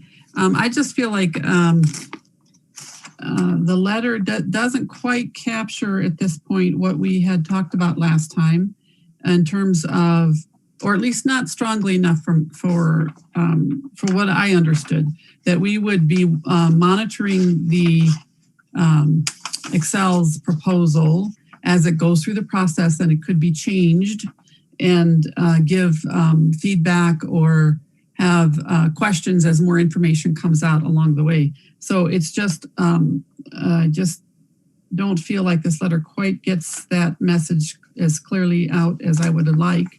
And so I don't know if we want to talk about it first. I can tell you what kind of suggestions that I would like to make, and people could respond to that. I'm not really sure how to go about that. I don't have a problem. I mean, we've already voted, so I know that this is we are writing a letter. So I don't know if how we want to go about, fine tuning the letter, I guess I would say. Well, I think right now, and somebody correct me if I'm wrong, but we can discuss the merits of the letter and then possibly vote on the one we have in front of us, because there might be enough support for it to move forward as is. But I think everyone should weigh in on what their concerns are. So Councilmember Goff, I would definitely use your time right now. Okay. All right. Well, I guess if you have the letter in front of you, I don't know if people have that. Remember, we got kind of a blank form letter from Xcel, as far as I understand it, that we were supposed to, like the bare minimum would just be to fill in that it's Northglenn, and that kind of thing. But and so it was revised by someone in staff. I don't know who Heather could say, maybe if she wants, who was that did that. And so it is a little bit more tailored to Northglenn. But right now, I would say that in the third paragraph where we're talking about it begins with, we encourage the commission to approve Xcel Energy's clean energy plan. I would like that paragraph to end with, again, we generally support the direction of this plan and we will continue to follow the plan through the PUC process and will provide additional feedback in the future, because I think that what I understood from our conversation is that we are interested in following this, where it's not like we're just going to send this letter off and forget about it. And so I'd kind of like to have some stronger language in there to let them know that we are intending to follow up on this as more information is forthcoming or as things change, because they will likely change. And then the next paragraph, it basically states, it's just exactly what the Xcel gave us, the wording exactly. And I just think we could omit that whole paragraph, because it's basically restating what Xcel has already put in as their part of their plan. And we don't need to say, you know, by 2030, the plan will deliver Xcel Energy customers this and that and the other thing, because nobody knows that for sure. So we could either say we expect that the plan will do that, or we could just take that out, because that is part of their proposal. You know, this language just comes right out of their proposal. And they make it sound like, you know, it's a fact, and we don't really know. They don't really know. And they may change their guidelines and reduce it from 85% to 80% or put it up to 90. We don't, those kind of things we just don't know. And then in the last paragraph, they're talking about, it says, we appreciate the hard work of Xcel Energy and the broad coalition already supporting this proceeding. And I don't know that there is a broad coalition to support it. I've heard of a few municipalities, and I know they're hoping to build that. But I would just like to appreciate the hard work of Xcel Energy to bring this clean energy plan forward to the PUC. And so those are just, I mean, I don't know if everybody's following along because they have a copy of it, or you're just hearing the general gist of this, or people just want to rubber stamp it because, you know, the Xcel presentation was persuasive. and I don't have any problem with their goals. Their goals are good, but it is actually part of our state energy plan to reach these goals. It's not just Xcel on their own. And there's more than one way to reach those goals. And my concern is that if we just say, yes, we like what they presented, then by the time they get to the PUC, you know, if the state has any questions or concerns, or wants to, you know, say, you know, why did you pick this proposal instead of that one? You know, they can just say, well, look at all these people that have supported us, this plan. We don't need to change anything because all these people like it. So I really do have concerns about this. And I'll just leave it at that. No. Thank you for sharing. I do have the letter up, and I was tracking. Some of the pieces seem like semantics a little bit. And so I do want to make sure that other council members get to weigh in before we vote on this one. Okay. Councilmember Peterson? Yeah, thanks for bringing this to our attention, Representative Goff. I appreciate that. I support the letter, and supporting the letter isn't because they gave us a presentation, and it doesn't mean that my support is akin to a rubber stamp, just kind of following what an energy company wants us to do. Their goals, as you aptly said, are in line with state goals. And when they talked to us, they talked about how they're doing this, the journey towards doing this. And in so many different ways, it could have been obstruction and infusion as opposed to doing the right thing to move forward towards green energy. And so, of course, we're going to be watching. Of course, we're going to be looking at these things. But I like the letter as it is. I like the support of it. And I really want to state that my support of this isn't a rubber stamp. My support of this is thoughtful, based on the presentation, based on reading the letter, based on hearing your comments here tonight. I would be in favor of moving forward as it is. I mean, the only thing I could, maybe, consider is this, grand coalition thing towards the end, because if we don't know that coalition, but if we're speaking for the city of Northglenn, and this is, within our energy goals, within our environmental goals, and something that we want to advance, then I want to do this wholeheartedly. Thank you, Mayor. Councilmember Duran Mullica. Yeah, and I actually have to agree with Randall on some aspects, because this isn't, based off of that conversation that we had last week. God, it seems like so much longer ago, but last week. We talked with Excel Energy, we talked about the plan, we talked about the general, support of this plan, knowing that we're at the starting line here, right? There's a whole process ahead of us. There's a lot of things that may or may not change. When you look at even like the legislative session, you introduce a bill, it's going to look completely different by the time it ends up, right? I mean, it's a similar process, right? It's a rulemaking process. It's going to be long. Lots of information is going to be uncovered. And so, yes, we support Excel's plan. We are going to continue to look at this plan and follow it and provide feedback throughout this process. But one of the problems, the main problem I actually have with this letter is, and I have a tough time saying this, it is a rubber stamp. And the reason why I want to say it's a rubber stamp, look in our packet for the letter that was provided to council as a guide, right? A recommended letter from Excel. It is the exact same letter. It has one additional sentence and it has Meredith's name at the bottom. So it is a rubber stamp. This letter has barely been modified to express the voice of Northglenn. And I think that is a concern, right? Like, why would we, after our conversation that we had, after the consensus that council came to, why would we have a letter that is literally almost exactly the same thing that Excel gave us to sign? So I don't really know how to put that, but I was actually hoping to see further revisions and a change of tone in the letter. But yeah, I think that is probably one of the biggest things that I just worry about is like, it really is just a rubber stamp, guys. Like, here, Meredith, sign this. Thank you. And then like, that's what they did. And I don't really feel like it reflects the conversation we had last week, but that's my opinion. Thanks. Do any other council members want to weigh in? Councilmember Downing? Last week, I was really okay with the original letter as it was proposed to us. And there has been a few little semantics, and this has been brought forward.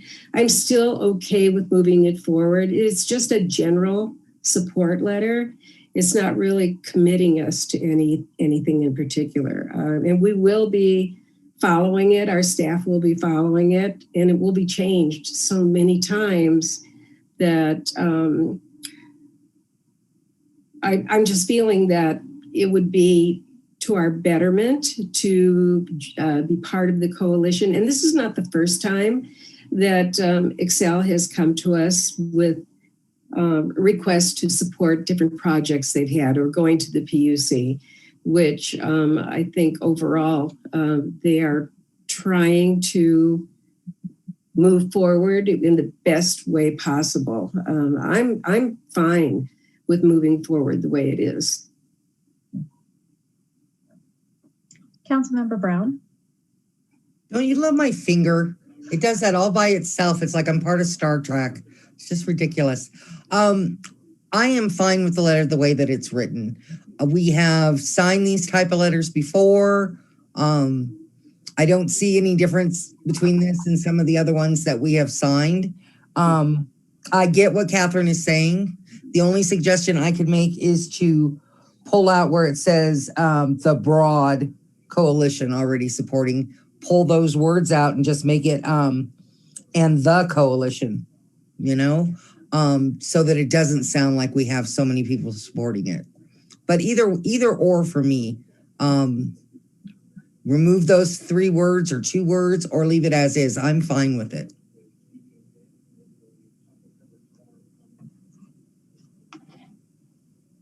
So before I comment, Antonio, did you want to chime in at all? You don't have to, but. I find the way it's written, I think that the idea that it was written to get broad support is fine. I mean, we're not committing anything to them. We're just saying, yeah, we support this idea. It's an idea. It's kind of like a light bulb, you know. It's an idea. Wait till it comes to. Let's see the end result.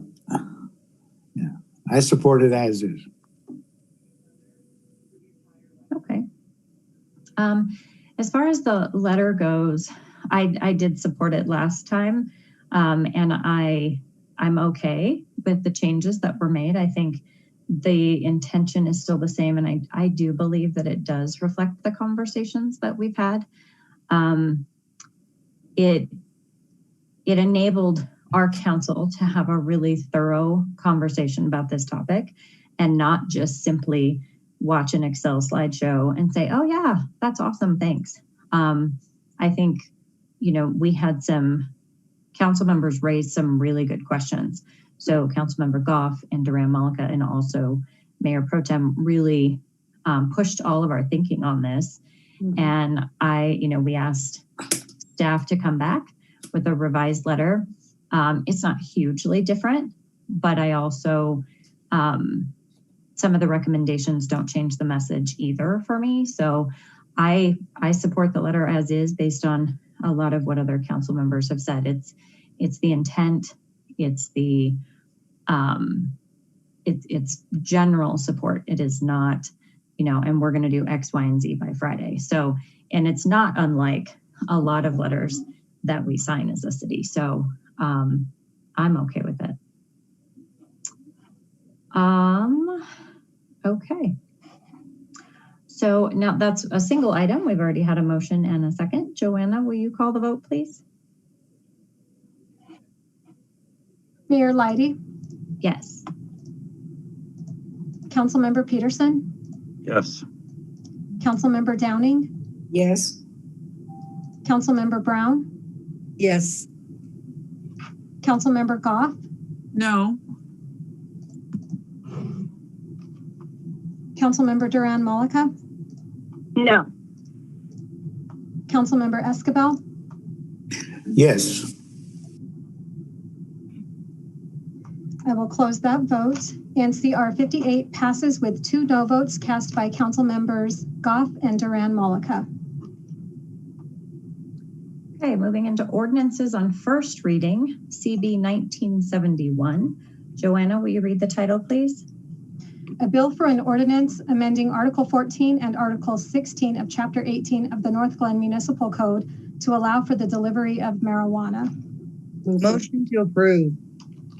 Second. Okay. So Eric Enzi, nope, wrong line. City Clerk Joanna Small is here to provide a summary of the item. Good evening, Mayor and City Council. Staff is presenting CB 1971 on first reading that would allow the city's licensed marijuana businesses to deliver marijuana to private residences. So it's been a few months since we've talked about marijuana delivery. So I'll give a little summary of what the ordinance would allow. So House Bill 19-1234 was approved a couple years ago by the legislature, and it established medical and retail delivery permits. It authorized eligible licensees to deliver regulated marijuana to private residences. It is subject to local jurisdiction approval, so marijuana delivery is not permitted in the city unless council adopts an ordinance to opt in to allow delivery. The bill establishes requirements and prohibitions in Article 10 of Title 44 of the Colorado Revised Statutes.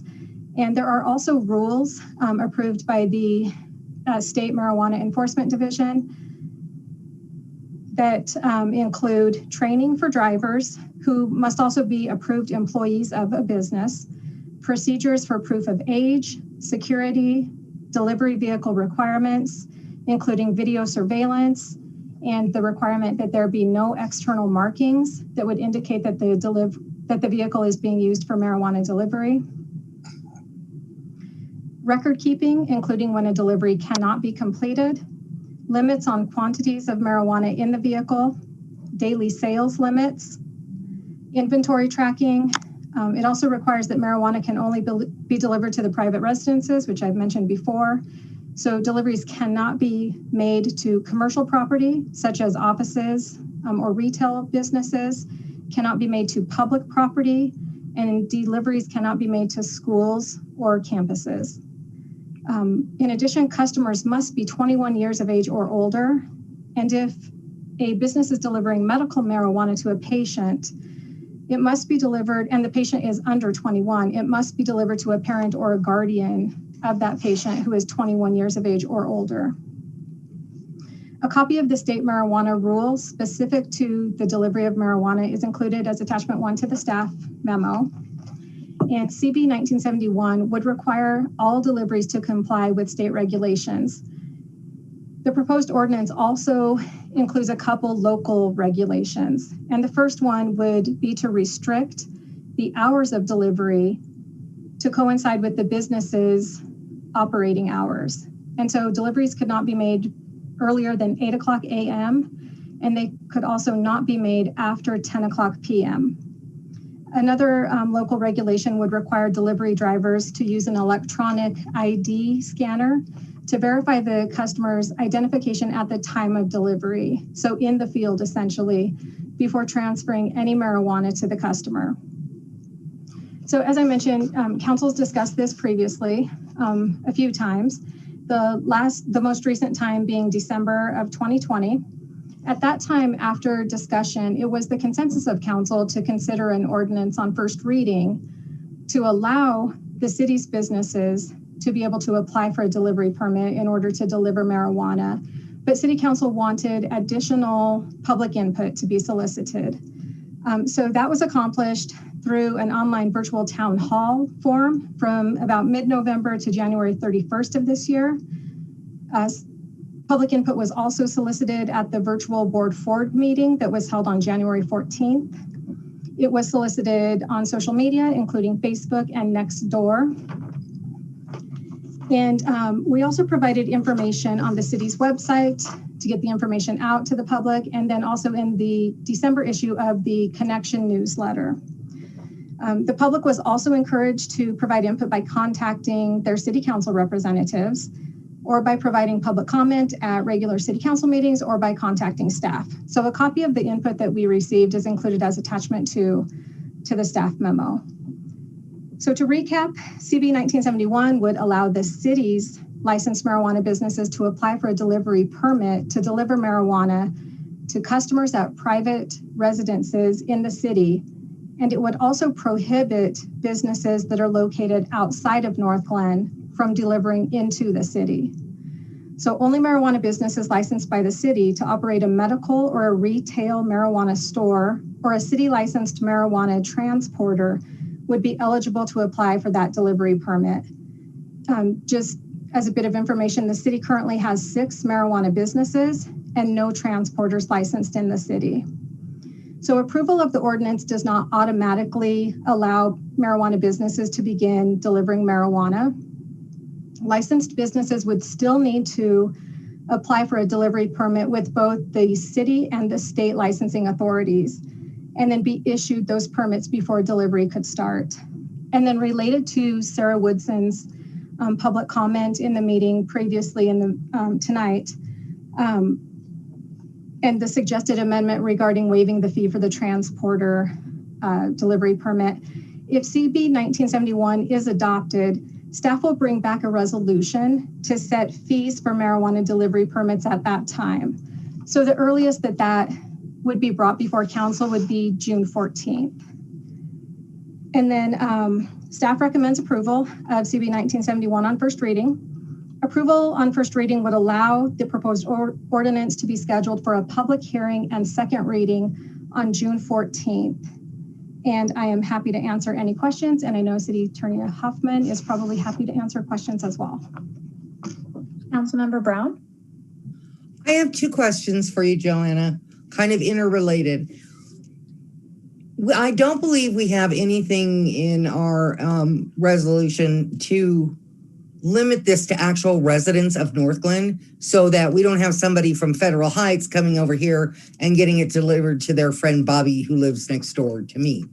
And do you know if the state has any residency requirements on their part? I know that in some of the other states, for instance, in California, you must have a valid California ID or driver's license, something like that, and it has to be current. Do we have anything like that in Colorado?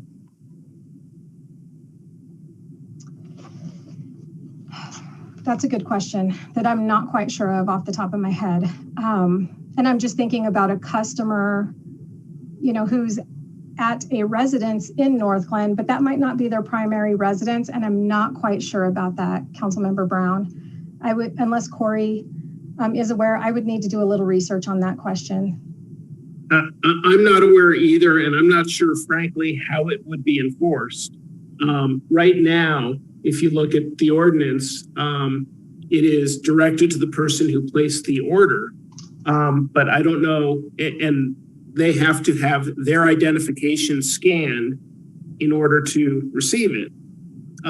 So I don't know what other steps. I mean, we can't control if someone, for example, orders it on someone else's behalf. We'd have no way of knowing that, just as if they went into a marijuana store on someone else's behalf and then did that. So we can certainly look further, but I'm not sure what else we could do in terms of actually enforcing it. And do you know if the state has anything in theirs for state requirements that you have to be a Colorado resident? No? No.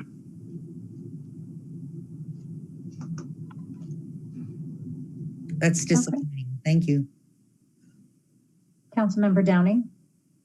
Thank you. I've been searching through this and I'm just wondering, Joanna, I appreciate all the work that you put into this, but I'm kind of curious, since you reached out with social media and all other forms of communication, how much feedback have we really received on this?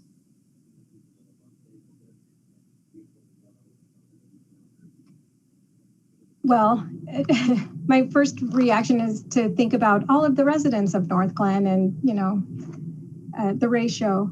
And someone could say a little input. However, the outreach that we did was different than we do for most ordinances. So I will say that it was more than usual because for other ordinances, we, haven't solicited input at a ward meeting or as actively as we did through the open town hall forum online. I did look at the number of visitors that visited that site, and I think it was up in the 40s. However, only 3 folks actually left a comment. I know I account for some of those visitors because I was checking it probably a little too frequently. But, I would always love to have more public input, but I do think overall it was more than we would receive on an ordinance of another topic. Thank you. Any other questions or comments from council? Okay, Joanna, will you call the vote, please? Mayor Leidy? Yes. Councilmember Peterson? Yes. Councilmember Downing? Yes. Councilmember Brown? Yes. Councilmember Goff? Yes. Councilmember Duran Mullica? Yes. Councilmember Escobar? No. I will close that vote, and CB 1971 on first reading passes with 1 no vote cast by Councilmember Escobar. Okay, moving into resolution CR 57. Joanna, will you read the title, please? A resolution approving an agreement between the City of Northglenn and Anderson Mason Dale Architects for architectural and engineering services for the implementation of Phase 2 of the Civic Center Master Plan project. Move for approval. Second. And I'm sure Eric is happy he didn't have to talk about marijuana. Sorry about that. But welcome our senior planner to provide a summary of this item. Great. Good evening, Mayor and members of City Council. Staff is seeking consideration this evening for approval of Council Resolution 57. This resolution includes a contract for architectural and engineering services for the design phase of the Northglenn Civic Center project, which includes the construction, the design and construction of a new City Hall facility. As you already know, Phase 1 is the construction of the Recreation Center, Senior Center, and Performing Arts Theater, which is currently under construction, and I believe Amanda will be giving you an update on that this evening on your agenda as well. Staff is bringing forward this recommendation to utilize Anderson Mason Dale Architects as the project architect for Phase 2. In selecting AMD, the city used an RFQ-RFP process. The city's core team that was involved in the review of the RFQ-RFP included Heather Geyer, city manager, Rupa Venkatesh, who's assistant to the city manager, Brooke Swoboda, director of planning and development, Nate Hasas, senior engineer, Jack Christensen and Nate Richards, who are with the Cumming Corporation and are project administrators, and then myself. The team received and reviewed 5 different RFQs from various firms. Of those 5 teams, we selected 4 to actually submit proposals. Of those 4 proposals that were received, there were 3 firms that we did bring in for interviews, or what we called workshops or work sessions. Both the written proposals and the interviews were scored, and AMD was selected as the finalist. It was clear to the city's review team on this that AMD is really bringing forward excellent experience as well as enthusiasm for this project. During the RFP process, they demonstrated a collaborative approach and an understanding of the community's needs, as well as a clear understanding of the scope of the project. One key factor that really stood out to us as we reviewed the AMD's proposal was really their thoroughness on the front end and the back end elements of their proposal. And specifically what we're talking about here is kind of establishing that base program for the building itself during the beginning stages, but they also have a very thorough they're known for their thorough and complete construction drawings. Staff is confident that AMD will provide the necessary engagement with the City Council and leadership team to collaboratively develop a successful plan for design and layout and use of the new facility. The proposed contract that you're considering this evening is for $1,372,177, for A&E services, which is approximately 7.6% of the overall project budget of $18 million. The percentage for this project is actually consistent with industry standards for similar size buildings and scope. Additionally, there is a proposed contingency of $113,087 as part of the contract. Just going into some next steps here because it's probably of interest to you all. We do anticipate commencing design work by the end of June and then completing the design phase in approximately 12 months. One of the very first steps we'll be working with the AMD team on will be to develop a stakeholder engagement plan. This plan will kind of guide that important first step in the process of developing the space needs, what the building's going to look like, those types of things. And then we will bring that forward to council for discussion once that plan is pulled together. Just in terms of the rest of the process, as we approach what's called the schematic design phase of the project, the AMD team, along with staff and Cummings, will develop a separate RFP process for selection of a construction manager at risk, also known as a CMAR, for actually constructing the phase 2 in the new City Hall. The CMAR process is the same process that the city has utilized successfully for the Justice Center, the new Recreation Center, and the headwater facilities at the wastewater treatment plant as well. So bringing on that GC at the SD phase will allow for pre-construction input throughout the remainder of the design process, and AMD will participate with the city in that selection. At that point, that concludes staff's presentation. Joey Carrasquillo with AMD is here this evening. And if now's a good time, we'll have him maybe introduce him to you all so that you can get to see one of the key members on the AMD team. Hi, Joey. Welcome. Do you want to introduce yourself?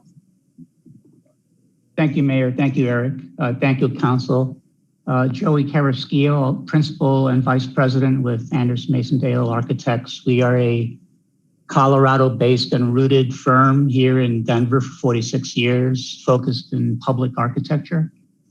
And it's been quite an enjoyable dance working with Eric and the team in pursuing this project. And needless to say, we are really thrilled in working with your team on developing what we hope to be a wonderful facility for your community. In particular, the last year has shed some light on how we can all work, and it'll be an interesting dialogue to work with your team and your staff to explore what this City Hall will mean for your community. So we're looking forward to the opportunity, and thank you for the opportunity. Councilmember Goff. Thank you, Mayor. I appreciate all the detail and the information going into this, and I'm very excited that we're moving forward on the City Hall, the next phase of this. But on the little diagram or map or whatever, and maybe I'm not sure how much of this could be answered to this particular situation, but it says that this is the approximate location of the City Hall site. And I'm just curious as to how much leeway is being envisioned for, like, could it be in a completely different location, or is it going to be smaller? I mean, what are the constraints or the factors that make this approximate? Great question. I can answer some of that by saying, in discussions with Continuum Partners, who is looking to develop the remainder of the Civic Center site, our direction to them has been that this site is kind of an important site for the overall site, as well as a great location, we think, for the City Hall. So in terms of will it move elsewhere on the site? I think the answer is not likely. If that happens, for some reason, that discussion would have to come before council to discuss. But at this point, really, when I say approximate, we don't know the exact size of that tract of land right now, and those negotiations will continue as we determine parking needs for the City Hall facility, as well as the size of the City Hall facility. That will help give us some parameters to what the actual size of that site is. Okay, all right. I think that does answer my question. Thank you. Councilmember Brown. Eric, what was the architecture firm for the rec center? Barker, Rinker, CCAT Architects, BRS. And who was the architect for the police department? It was Hafer Wysocki. Okay, that's right. And did either of those firms actually put in an RFP? Yes, Hafer Wysocki actually submitted a request for a proposal. We did interview them. They were part of the process. BRS did not. They did not. I think BRS's specialty is in a lot of their specialty is in recreation facilities. So, okay, thank you. No offense, Joey. None taken. I don't have a lot of experience. I was around for the police department. We worked on that, and now we worked on the rec center. And continuity is such a big thing, you know. And when we were talking about when we were going to have the event street, or you know what we were doing down there, I guess with not having the same architect, you know what I'm trying to say, right? Who represented us previously, I'm worried about the continuity on it. It could be that I'm just worrying about something I shouldn't be, but sure. That's a concern of mine. Sure, no, and I understand that, and I think the AMD team is very familiar with the master plan, with phase one, what's happened there, and the importance of that continuity of the site, right? Mm-hmm. So I think you'll be excited about this team. I think they will hit it out of the park. I think they'll be a great partner with us developing the City Hall site. Okay, my next question is, when we picked our architects for those other two build outs that we did, and I don't know if you know this answer or not, what was the cost? I don't know the answer off the top of my head. That's something I could look at. I want to say for the recreation center, it was about $3.5 million. And I don't know what the cost was for the Justice Center. I'd have to look into that in order to give you a better answer on that. I would imagine that they were a lot more because they were much bigger, more complex buildings. And the purpose of this is to design City Hall for us, right? So it's not going to be nearly as big as those other two projects. That's correct. That's right. Okay. Thank you for answering my questions. I appreciate it. And thank you for all the work that you put into it. Joey, can I ask a question? Is David Pfeiffer, he's in your group? Is that correct? That's correct, yes. Okay, David is the president of our company. So I was actually really thrilled to see AMD come across. I've been familiar with your group for a really long time. Probably, goodness, my daughter was little, so maybe 18 years. Really high quality, thorough, you guys are great. So I'm pretty excited. It's very nice to virtually meet you. But I just think this is a great opportunity for our city. And I could not be more excited to move forward on phase 2. So thanks for being here. Does anybody else have questions or comments? City Manager Geyer? Thank you, Mayor. I just wanted to take an opportunity to emphasize and reinforce to Council, following up on Councilmember Brown's concern about the architect, that they're a piece of this overall project, and we have the core team in partnership with Continuum and city staff at the table. And so I'm confident you don't need to worry about that piece of it. I know you do, and you will. And at some point, you'll start asking me about the money, the overall project budget, right? So please know that we've had many discussions as a project team internally, and this isn't AMD, we believe is the right architect to bring on board, and we're confident in their work and confident in the structure that we have internally, and this is going to be a really exciting project. Councilmember Brown? Thank you, Heather, for saying that. I trust you impeccably, you know that. And if this is a decision that you made, I certainly wouldn't be the only lone stander going, no, I didn't like it. I just note that I do have some concerns, and hopefully we'll get our feet wet before my term is up in council, so that I can make sure that it's all how we want. Okay, thank you very much.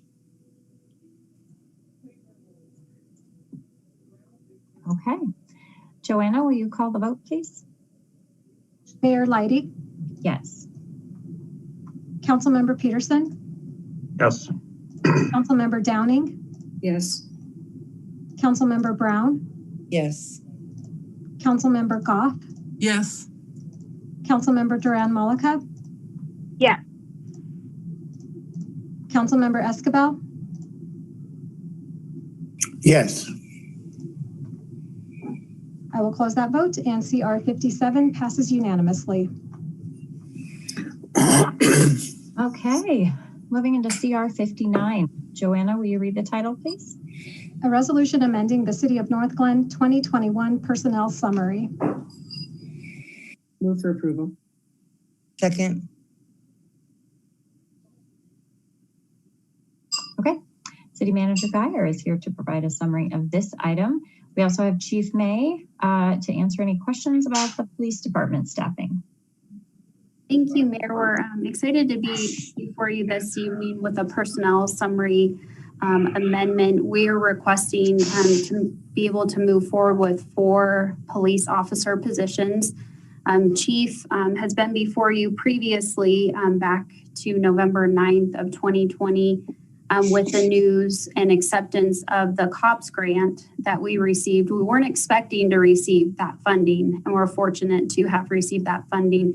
We initially deferred plugging those positions into the 2021 budget for a variety of reasons, primarily with COVID-19. And as we continue to progress through a recovery and things are looking good, Chief May came to me recently, and he would like to move forward with getting these 4 positions into an upcoming academy.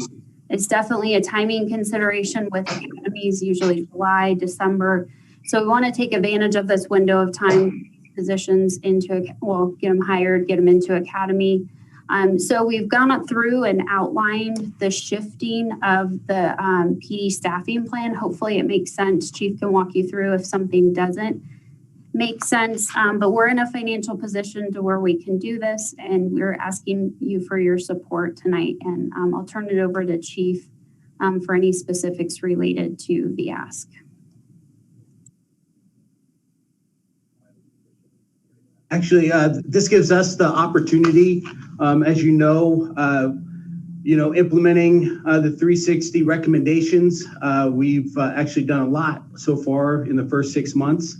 However, with council's goals that they have with traffic and some of the other community kind of outreach programs, we felt this was a good opportunity. Maybe we can push some of those forward. I would like to use 2 of those officers when they graduate the academy to become traffic officers to help our, do that enforcement part in our neighborhoods and our schools and our high accident locations to kind of reduce some of those speeds. Also impact some of the speed racers. Currently, we have an agreement with Adams County. So it'd be nice to maybe get an additional officer to assist with the racers that are happening across the metro area. So again, I think this, and then the opportunity of getting this grant, it's very competitive. Again, like city manager said, we were surprised to get it. We didn't get it on the first round, but they opened it up again for a second round and they picked us. We've always come in second and third place years prior. So it was nice actually getting that boost of money, which helps us get officers now that we're slated to get over a 7-year plan. So in the plan, you can see where we, by 2024, those officers will, that we would have got. So by getting them now, that takes us all the way out to 2024. And I think we can do great things with those officers now. So I appreciate your consideration for this. So thank you. Councilmember Goff. Thank you, Mayor. I just want to say that this seems like a good idea to have the 4, especially if they're going to be devoted to traffic, right away instead of spread out over the next whatever 2 or 3 years, or however that works. So that I mean, and congratulations on winning the or earning, or whatever the word is, for the grant. I think that's good news. I just wanted to know, I can't remember the terminology, and I know it was in the 360 assessment, and I think we've heard some language from you, Chief May, about I don't know if it's crisis intervention team or some other like non-police or whatever sworn officer type people that would be supporting the police department. And I would one would like to, is that the community service officer that I'm seeing, down the road here? I just would hope that we get something like that sooner rather than later. So if you could just say a little bit about how that fits into the scheme of things now that we've got we'll be getting these 4 officers if this passes. Well, the CIT training, that's the crisis intervention training that officers receive after they're here with us for several years and on the road. Again, that's the recommendation from mental health, that's the time that, officers have that foundational stuff. So we just graduated a group of officers from our crisis intervention training, if that's what you're talking about, on how to just to help them more de-escalate situations with the mental health, those that are going, through crisis on the street. So we implement that already. But again, on some of those outreach that I think in the near future, we're going to be bringing something back to council that's very exciting. And I don't want to steal Jessica or Rupa's thunder on that. But I think, again, we heard you, we heard council. We're very excited. And again, this gives us some opportunities to assist in achieving some of those goals that you have of some of those outreach programs in our community where we can, provide that assistance. So, that's it. All right, thank you. It looks like Heather has something to say to that. Yes, I'd just like to follow up with a bit more clarification for you. So the title that you see on page 2 of the memo, where you refer to community service officer, that is not the same thing as a member of a crisis intervention team. So in the PD 360 assessment, Barry Dunn had made a recommendation to evaluate the community service officer, animal control officer functions, given their high call load and the array of activities they do, from animal to parking to more. And so that's a separate position. But what Chief mentioned is work is underway to put together a package request to bring forward to council for 2022 budget. Hopefully, once we find out how much American Rescue Act funds we're going to get and how we can use it, we can have a conversation sooner, because right now all signs are pointing towards we may be able to utilize some of that funding if council desired to and supported that for that type of unit. There's also grant funding out there for a crisis intervention team. So staff's looking at all of those different opportunities, and that discussion will come before council on August 2nd. Well, that's great. It's good to hear. I know we did get some feedback from residents too, to have kind of a balanced approach towards dealing with our problems in the community that does not 100% only rely on sworn police officers dealing with things that maybe they don't need to deal with. So I'm just was curious about that. So I'm glad. I'm going to be looking forward to hear that. Thank you very much. Councilmember Brown? I just want to say that I wholeheartedly support this. I think that it's very important. I would give you 6 if you could get a 6. Definitely, I have seen the crime rate go up. So I know that there's a lot of concern, not on my side of the world anymore with traffic, because I've got speed humps and a road that's all torn up. So, but I know that we need to get as many officers in here as we can, good officers, and at a faster pace than we had planned in the past. So I support this 100%.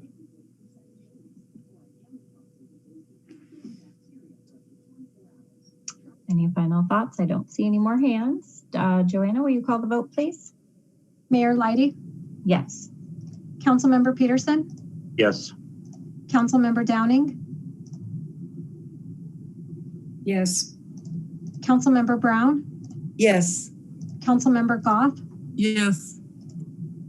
Councilmember Duran Malika, Yes. Councilmember Escabel. Yes. I will close that vote, and CR 59 passes unanimously. Okay. Moving into discussion items. Northglenn Civic Center Phase 1. May update. Amanda Peterson, Director of Parks, Recreation, and Cultural Services, will provide the update. And I will pull that up. Right. Good evening, Mayor and Hello, Council. Amanda. Peterson. How are you tonight? Good. How are you? Good. And we can actually just jump right in with the presentation this evening, and I'll kind of talk through those slides. Okay. Get them up for you. Hold on. All right. Too many buttons.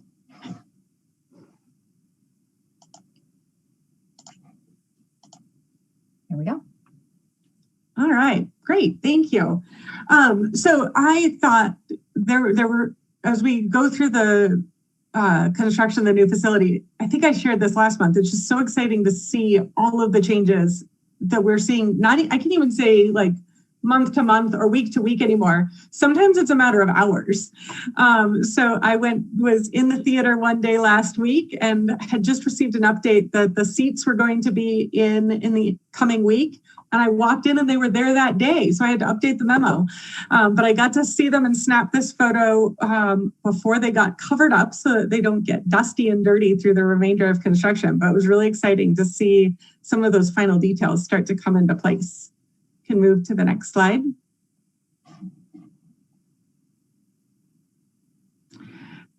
This is another one of those little details that I think will make a big impact.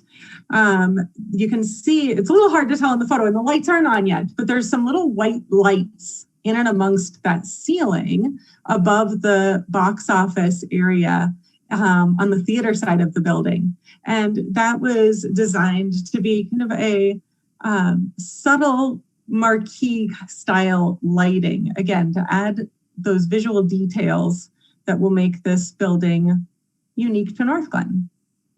Can move on to the next slide. Again, some little details in this lower lobby. We're starting to see those finished materials go in with the wood paneling there. And then it's a little hard to see, but on the left, upper left, you can see some of our gallery lighting that's through the space, and just a nice way to wash those walls so that when we're able to add art or other visual interest to those walls, that they're properly highlighted. Can move to the next slide. As we come into the pool, you've got some bright colors starting to show through. So on the theater side of the building, with the theater and the senior center, the community rooms, we use kind of a toned down color palette, still based on the colors of the Northglenn logo, but a little different approach on that side of the building. On the recreation or active recreation side of the building, you start to see the bright, vibrant colors of the logo come through. So the picture on the upper left is the leisure pool, and those are actually the sound attenuation panels. So those are what dampens the sound in that space, but got to use that as a way to bring some more color into that pool area. To the right, that is our narwhal. That's the little top slide that'll go in the zero depth entry area. Not to be confused with the really big slide for the older kids through adults that'll go in on the kind of back corner of the pool building. And then the lower right is a little sampling of the tile that's going in on the lap pool. And that was one of those, like I went through the building at 9 a.m. and there was no tile in the pool. And just 2 hours later, I was back through it for a second round and the tile had like magically appeared. So again, it's really fun to see that all happening so quickly.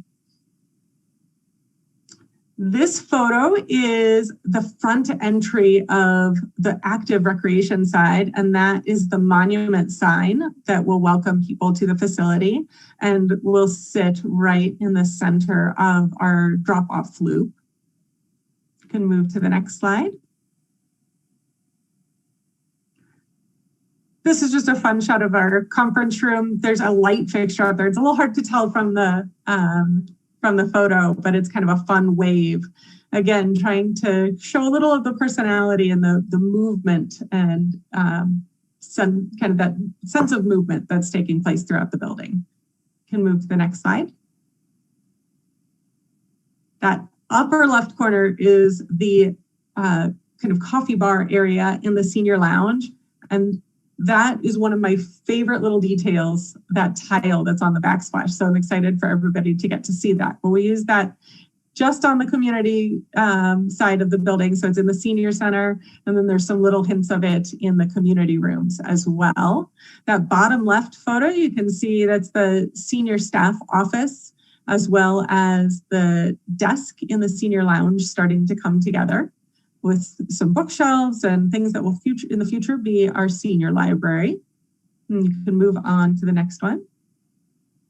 This is a glimpse into our catering kitchen. Looks a little messy in there right now. All of the appliances had just been delivered.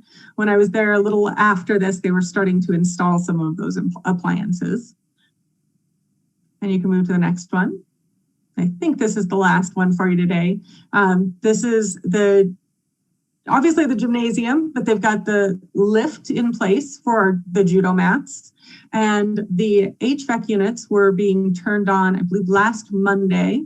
And then the floors were going to be, the wood flooring was going to be put into this space so that it could acclimate. And that'll be one of their next steps, will be installing that wood flooring.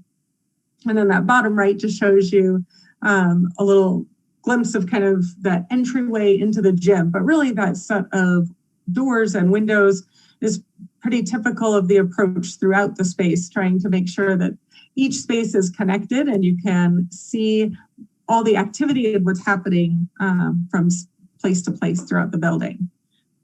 And I think that is the last slide I have for you. I will share some of those images as well as some others on Wednesday at the ward meeting. And other than that, I'll end this time instead of beginning with the project remains on schedule and within the allocated budget. So with that, I'd be happy to take any questions that you might have. I don't know how you contain your excitement all day. Like all of those updates just in a short amount of time. It's just amazing. So much is happening. Yes. Well, I appreciate the update. Councilmember Duran Mullica? Yeah, I am just blown away by how awesome this whole process has been. So this rec center is one of the reasons why I ran for council. I wanted to be part of this. I wanted to see this kind of evolve here in Northglenn, and just looking at it, and it's finally coming to life, and it's actually looking and feeling more like a space that our community is really going to enjoy. I'm just so excited. Okay, the narwhal slide. That's going to be awesome. So I'm just so excited to see this project come to life, and I cannot wait until everybody is in there just having a great time and excited about the programming, and what a gift to our community. We're so lucky. So thanks, Amanda, for taking us on and keeping us updated, and it's a great project. Thank you for all your hard work. Absolutely. You're welcome, and really have depended on the rest of the team and staff team and trying to do our best to represent what we have interpreted as the community's needs and wants. And hopefully everybody is just as excited when we're able to open the doors and let everybody come in. Councilmember Goff? Thank you, Mayor. Yeah, I'm just thinking back, I don't know, 3 or 4 years ago when I was on one of those first outreach groups that the city had put together to give input on ideas for this new proposed rec center, and just the time we spent hashing things out and making suggestions. but really it was all kind of abstract and just ideas. And to see it, become a reality is just so exciting. I'm sure every staff member of the city staff going into that building probably just gets such an uplift from seeing it happening. And so I do want to just echo Councilmember Mullica's comments and say thank you, and please express to your staff that we do appreciate the hard work you guys have done on time, on budget. This is great. And so I'm just so excited for that opening. I can't hardly wait. Thank you very much. Thank you. Thanks for being here tonight. Of course. Have a great evening. Thanks. Okay, moving into public invited to be heard. Is there anyone on the phone who would like to speak to council at this time?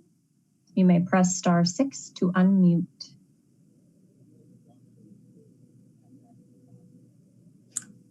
Mayor, before we adjourn, after public invited to be speak, can I have just a half second before we adjourn? Sure. Thanks.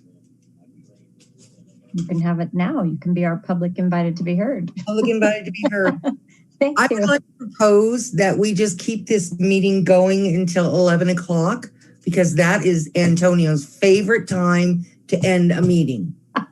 So I don't think that we should adjourn. I think we should make him suffer till 11 o'clock not with us, but when we were talking earlier about the things that we will miss about Antonio, I always knew a meeting was going to end by 11 o'clock. You're watching a clock, and it's like, oh, Antonio will take care of this.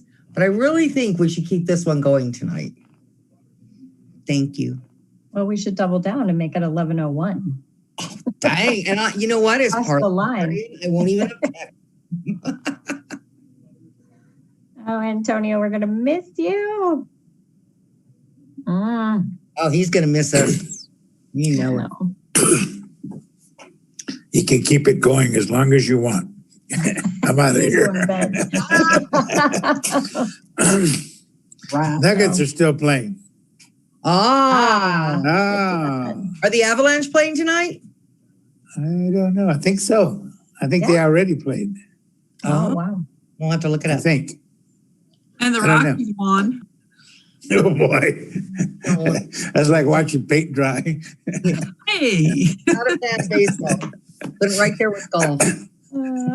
Antonio, it's been a privilege and an honor, my friend. Guess I could let Meredith adjourn now. No, it's okay. I'd like to hold on to him for a few extra minutes. I just want to stare at him for a while. Yeah. I'm like, fine. If I adjourn, he's going to move. It will be the Antonio show. I know. Well, it was an absolute honor just celebrating you tonight.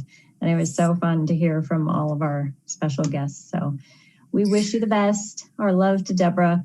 And we will see you in October. What about your classic car? Are you going to come back and put it in our events or anything? No, but you'll probably see it riding around Northglenn, Thornton. Did you sell it? I sold it to my nephew. All right. He's been after me, so I felt like it should stay in Colorado. So you'll see it riding around somewhere. Car shows. Probably the 4th of July car show. Cool. That'd be great. He'll be there. Yeah, he talked me into selling it. You're a good uncle. Had enough trouble trying to move a refrigerator and a couch. I wonder what that would be like to move a car. Is the house sold? Are you ready to go now? No, the house is sold, but the money hasn't been put on the table. Yeah, that's always important. We're waiting on the money. Closing. And Antonio, I don't know if you were watching the YouTube stream tonight. Was Deborah watching that? You had a lot of sweet comments from your grandchildren, and it was lovely to read. That's good. A bunch of them texted me, and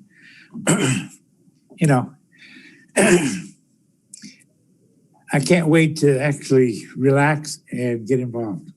Yeah. Right now, still, even though I'm vaccinated and everything, I'm still kind of going through this COVID withdrawal.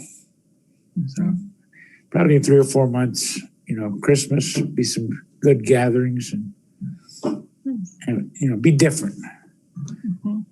But I know Deborah's excited to see me adjust, but it's going to take me a while to get over it. Well, let us know when you run for office in Salt Lake City, okay? Oh, what? Dear, I think those days are over. I think there's lots of Julie Mullicas in my community, young Hispanic women who are, I live on the west side, or the house that we bought is on the west side, and predominantly Hispanic and Asian Pacific Islander. And I'm sure there's tons of Julies just dying to get in there. I will be part of their campaign. I will make every effort to support them. I've always,